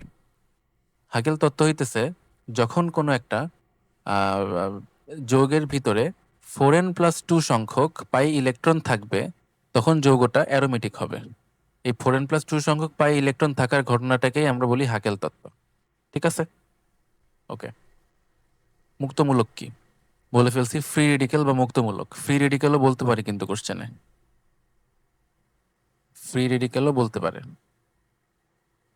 ইলেকট্রোফাইল বলে ফেলছি, রেজোন্যান্স মিশ্রণ বলে ফেলছি। মেটা নির্দেশক কি? এটার সংজ্ঞা আমরা পার্ট 2 ভিডিওতে লিখাই দিয়েছিলাম। যে সকল মূলক বা মৌল, যে সকল মৌল বা মূলক বেনজিন চক্রে উপস্থিত থাকলে নবাগত প্রতিস্থাপক মেটা অবস্থানে মেটা অবস্থানে নির্দেশিত হয় বা সূচিত হয়। মেটা অবস্থানে নির্দেশিত হয় বা সূচিত হয় বা প্রবেশ করে, সে সকল মূলককে বলা হয় মেটা নির্দেশক গ্রুপ। যে সকল গ্রুপ বেনজিন চক্রে উপস্থিত থাকলে, বুঝছো, নতুন যেটা আসবে এটা মেটা অবস্থানে ঢুকে, সেটাকে আমরা বলি মেটা নির্দেশক। ঠিক আছে? তো একইভাবে এখানে কিন্তু অর্থপ্যারা নির্দেশকও হইতে পারে। সেম কথা, যে সকল মৌল বা মূলক বেনজিন চক্রে উপস্থিত থাকলে নবাগত প্রতিস্থাপক অর্থ এবং প্যারা অবস্থানে ঢুকে, তাদেরকে বলা হয় অর্থপ্যারা নির্দেশক। এত এত এর ইউপ্যাক নাম লেখো। এখানে এই জিনিসটা একটু কেমন লাগতেছে? সিওএইচ আবার কি? এখানে কার্বন 3টা সিএসসি দেখা যাইতেছে, 3টা CH3। আচ্ছা, এখানে মনে হয় এই অক্সিজেনটা হবে না, বুঝছো? এখানে তো একটা হাতি শুধু থাকে, এইটা। তো আইউপ্যাক নাম লেখার জন্য তোমাকে সর্ববৃহৎ কার্বন শিকল খুঁজে বের করতে হবে, যেটা কিনা এইটা, নাম্বার দিতে হবে। তারপরে এখানে কি, এটা শাখা। আমাদের নাম লেখার নিয়মটা হলো এরকম: প্রথমে শাখা, তারপর শব্দমূল, তারপর সাফিক্স। বুঝছো? তো এখানে এটা হলো শাখা, এটা প্রধান শিকল। প্রধান শিকলের বাইরে যারা আছে সবাই শাখা। তো 2 মিথাইল শাখা গেল। শব্দমূল 3 কার্বনের জন্য শব্দমূল হলো প্রোপ। সাফিক্স হইতেছে এটা অ্যালকেন, তাই এন, 2 মিথাইল প্রোপেন। ওকে। হাকেল তত্ত্ব বলে ফেলছি। ডি ল্যাকটিক অ্যাসিডের সংকেত লেখো। ল্যাকটিক অ্যাসিডের সংকেত হলো তোমার এরকম একটা কিছু, COOH, CHOH, এখানে CH3। বুঝছো? এটাকে আরেকভাবে লিখতে পারো, COOH, COH, H, আর এখানে CH3। ঠিক আছে? এইটা। তো আমরা বলছিলাম যে প্রথমে COOH কে দেখবো, তারপরে পরের কার্বনে OH রে দেখবো। সবসময় OH না, এখানে NH2 হইতে পারতো। বুঝছো? NH2 হইতে পারতো, এখানে NH2 নাই, তো আমরা OH কেই দেখতেছি। মেনলি হাইড্রোজেন বাদে যে থাকবে ওরে দেখবো। তো এটা এদিক থেকে এইদিকে ঘুরাইতে হবে। বুঝছো? এটা যদি ঘড়ির কাঁটার দিকে ঘুরে তাহলে ডি সমানু হবে। তো এটা হলো ডি ল্যাকটিক অ্যাসিড। বুঝা গেছে? আর এটা ঘড়ির কাঁটার বিপরীতে ঘুরে, কারণ যেখানে OH, আমরা OH এর দিকে ঘুরাই এটা। হ্যাঁ, তো এটা হবে এল ল্যাকটিক অ্যাসিড, এটা ঘড়ির কাঁটার বিপরীতটা। এই তো হলো ডি ল্যাকটিক অ্যাসিড এবং L lactic acid. L lactic অ্যাসিডও বলতে পারে পরীক্ষাতে। মুক্তমূলক কি বলে ফেলছি, 1,3-বিউটাডাইন এর সংকেত লেখো। ওকে, এখানে দেখো, একটু বুঝে দেখো। বিউটাডাইন প্রথমে হলো, এখানে কার্বন 4টা হবে। ডাইইন মানে এখানে 2টা ডাবল বন্ড হবে, বুঝছো? এখানে 2টা ডাবল বন্ড হবে। আচ্ছা, 1, 2, 3, 4। এই 4টার মধ্যে তুমি 2টা ডাবল বন্ড যেভাবে দাও, ধরো এখানে দিলা, এখানে দিলা, পরপর 2টা দিও না আর কি, পরপর 2টা হয় না। এইভাবে 2টা ডাবল বন্ড দিলাম। এখন ও সরি, দাঁড়াও দাঁড়াও দাঁড়াও, এখানে তো 1,3 বলে দিছে তোমাকে, তুমি ইচ্ছা মতো দিতে পারবা না। তুমি আগে ইয়ে দিয়ে নাও, কার্বন নাম্বার দিয়ে নাও। 1 নম্বর কার্বন, 2 নম্বর কার্বন, 3 নম্বর কার্বন, 4 নম্বর কার্বন। 1,3 এর মানে হলো গিয়ে 1-এ আর 3-তে, বুঝছো? এই যে এইখানে। আচ্ছা, ঠিকই ছিল, 1-এ আর 2-তে। 1-2 এর মধ্যে যেটা, ওইখান থেকে আমরা 1টা নামে আসবে। 3-4 এর মধ্যে হইলে 3টা তোমার শুধু নামে আসবে, ছোট নাম্বারটা শুধু নামের মধ্যে আসে। তো মেন কথা হলো গিয়ে 1-2 এর মাঝখানে হবে আর 3-4 এর মাঝখানে হবে, তাই 1 আর 3 আসতেছে তোমার ওইখানে। বাকি হাত হাইড্রোজেন দ্বারা পূরণ করো। 2টা হাত ফাঁকা, একটা হাত ফাঁকা, একটা হাত ফাঁকা, 2টা হাত ফাঁকা। এই হলো গিয়ে 1,3-ডাইবিউটাডাইন, 1,3-বিউটাডাইন। টলেন বিকারক কি? টলেন বিকারক আমরা অনুধাবন ওইখানে বললাম, AgNH3।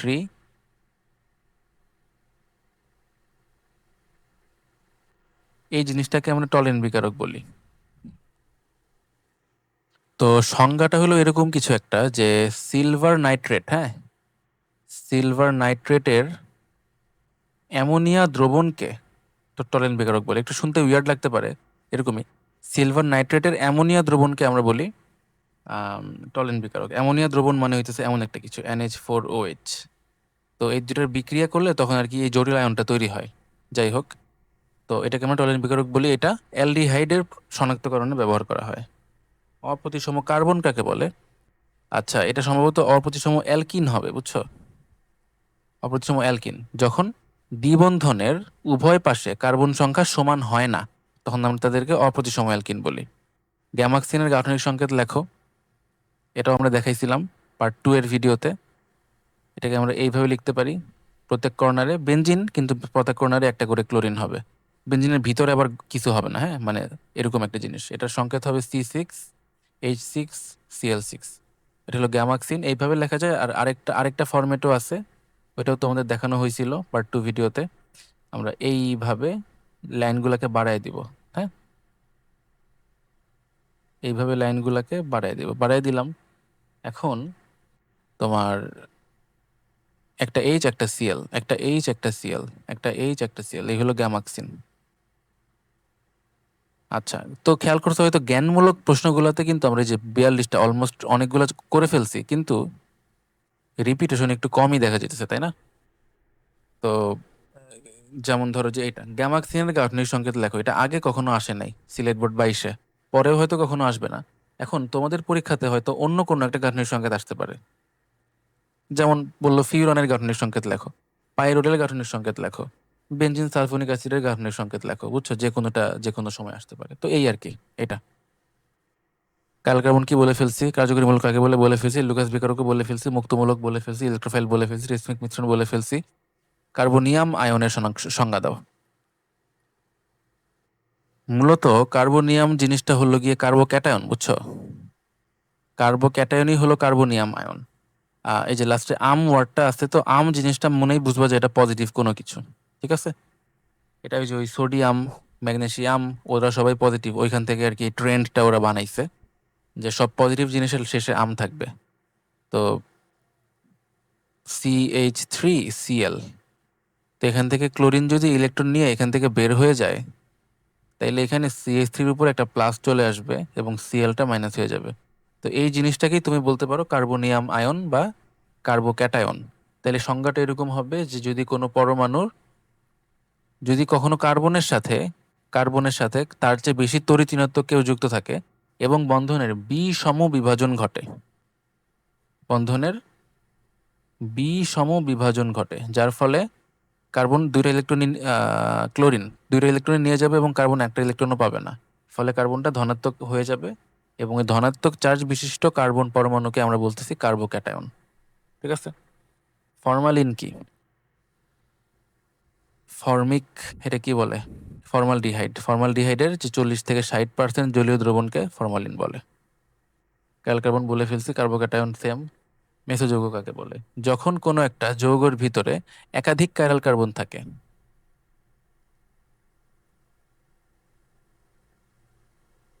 একাধিক কাইরাল কার্বন থাকে এবং সেখানে প্রতি সমতল থাকে, বুঝছো? প্রতি সমতল থাকে, তখন যৌগটা আলোক নিষ্ক্রিয় হয়। আলোক নিষ্ক্রিয় হয়, এই যৌগটাকেই আমরা মেসোযৌগ বলি। ঠিক আছে? একাধিক কাইরাল কার্বন থাকে এবং প্রতি সমতল থাকে, তখন যৌগটা আলোক নিষ্ক্রিয় হয় এবং আমরা এই জিনিসটাকে মেসোযৌগ বলবো। আমরা এখানে অবশ্য ওইভাবে বলি নাই জিনিসটা, কোথায় যেন দেখাইলাম যে মেসো টার্টারিক অ্যাসিড, এই যে এখানে, এখানে এই যে এই দুইটা কিন্তু এখানে কিন্তু দুইটা কাইরাল কার্বন, বুঝছো? দুইটা কাইরাল কার্বন। তো মেসোযৌগের ভিতরে কাইরাল কার্বন একাধিক থাকবে। ঠিক আছে, এটা একটা ব্যতিক্রম যে তোমার কাইরাল কার্বন আছে, তাও এরা কি তোমার না, আলোক সক্রিয় না, বুঝছো? তো আমরা এখানে একটা কথা বলবো, যদি একটা কাইরাল কার্বন থাকে, বুঝছো, যদি কোনো যৌগের অণুতে একটা কাইরাল কার্বন থাকে, তাহলে এটা ফর শিওর আলোক সক্রিয় হবে। এতে কোনো সন্দেহ নাই, বুঝছো, আলোক সক্রিয় হবে। কিন্তু যদি দুইটা কাইরাল কার্বন থাকে, তখন একটু মুশকিল আছে। এখানে আবার শর্ত চলে আসবে। দুইটা কাইরাল কার্বন থাকলে যদি প্লেন অফ সিমেট্রি থাকে আর প্লেন অফ সিমেট্রি না থাকে, প্রতি সমতল যদি থাকে, তাহলে যে যৌগটাকে তুমি তখন মেসোযৌগ বলবা এবং এটা আলোক নিষ্ক্রিয় হবে। তার মানে এটা তখন আর আলোক সক্রিয় তুমি বলতেছো না, বুঝছো? আর যদি প্লেন অফ সিমেট্রি না থাকে, তখন আমরা এটাকে নর্মাল যৌগ বলবো এবং এটা আলোক সক্রিয় হবে। আলোক সক্রিয় হবে, ঠিক আছে? এটাই মানে একটু বেশি ভালো করে তোমাদের বুঝাইলাম। ওকে, এই গেল তোমার মেসোযৌগের ব্যাপারটা। কার্বোক্যাটায়ন বলে ফেললাম, সমানতা বলে ফেল। সমানতা, সমানতা জিনিসটা কি? যখন দুইটা যৌগের অণুর তোমার আণবিক সংকেত একই কিন্তু গাঠনিক সংকেত ভিন্ন হয়, যার ফলে তাদের ভৌত ধর্ম, রাসায়নিক ধর্মে ভিন্নতা দেখা যায়, তাদেরকে আমরা সমাণু বলি। এবং এই জিনিসটাকে, এই ধর্মটাকে বলা হয় সমানুতা। কার্বন আয়ন কি? ওই কার্বন যখন তার চেয়ে কম তড়িৎ ঋণাত্মক কারোর সাথে যুক্ত, তখন কার্বন ওইখান থেকে ইলেকট্রন নিয়ে ওরে বের করে দেয়, ফলে কার্বন নেগেটিভ চার্জ বিশিষ্ট হয়ে যায়। এটাকে কার্বন আয়ন বলে। এনানসিওমার বলে ফেলছি। কার্বনিয়াম আয়ন সেম জিনিস, হ্যাঁ, কার্বোক্যাটায়নই কার্বনিয়াম আয়ন। পলিমার তো মনে হয় তোমাদের সিলেবাসে নাই, শর্ট সিলেবাসে নাই। এবং আমাদের আজকের এই ভিডিও এই পর্যন্তই। এতক্ষণ সাথে থাকার জন্য সবাইকে ধন্যবাদ। এই ছিল আমাদের জৈব যৌগের সব ক এবং খ নাম্বার প্রশ্ন। পরীক্ষাতে এর বাইরে কিচ্ছু আসবে না এটা আসলে বলা যায় না। খ নাম্বার প্রশ্নগুলোতে অনেক রিপিটেশন থাকলেও ক নাম্বার প্রশ্নগুলোতে রিপিটেশন একটু কম ছিল। তো আমরা এটা বলতে পারি যে যে কোনো প্রশ্নই ক নাম্বারে চলে আসতে পারে। যেমন আমাদের গ্যামাক্সিনের গাঠনিক সংকেত, এরকম প্রশ্নও চলে আসছে, বুঝছো? তাই যে কোনো বস্তুর গাঠনিক সংকেত দিতে পারে, যে কোনো কিছুই বলতে পারে ক নাম্বারে, এখানে কোনো ভরসা নাই। তাই সবচেয়ে ভালো প্রিপারেশনের জন্য তোমার সব কিছু পড়তে হবে, এইটাই। তো আমরা এখানে জাস্ট একটু শর্টকাটে কিছু ক আর খ নাম্বার দেখাইছি।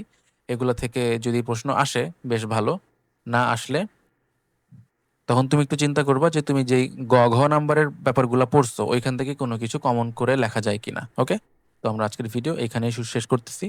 এতক্ষণ সাথে থাকার জন্য সবাইকে ধন্যবাদ।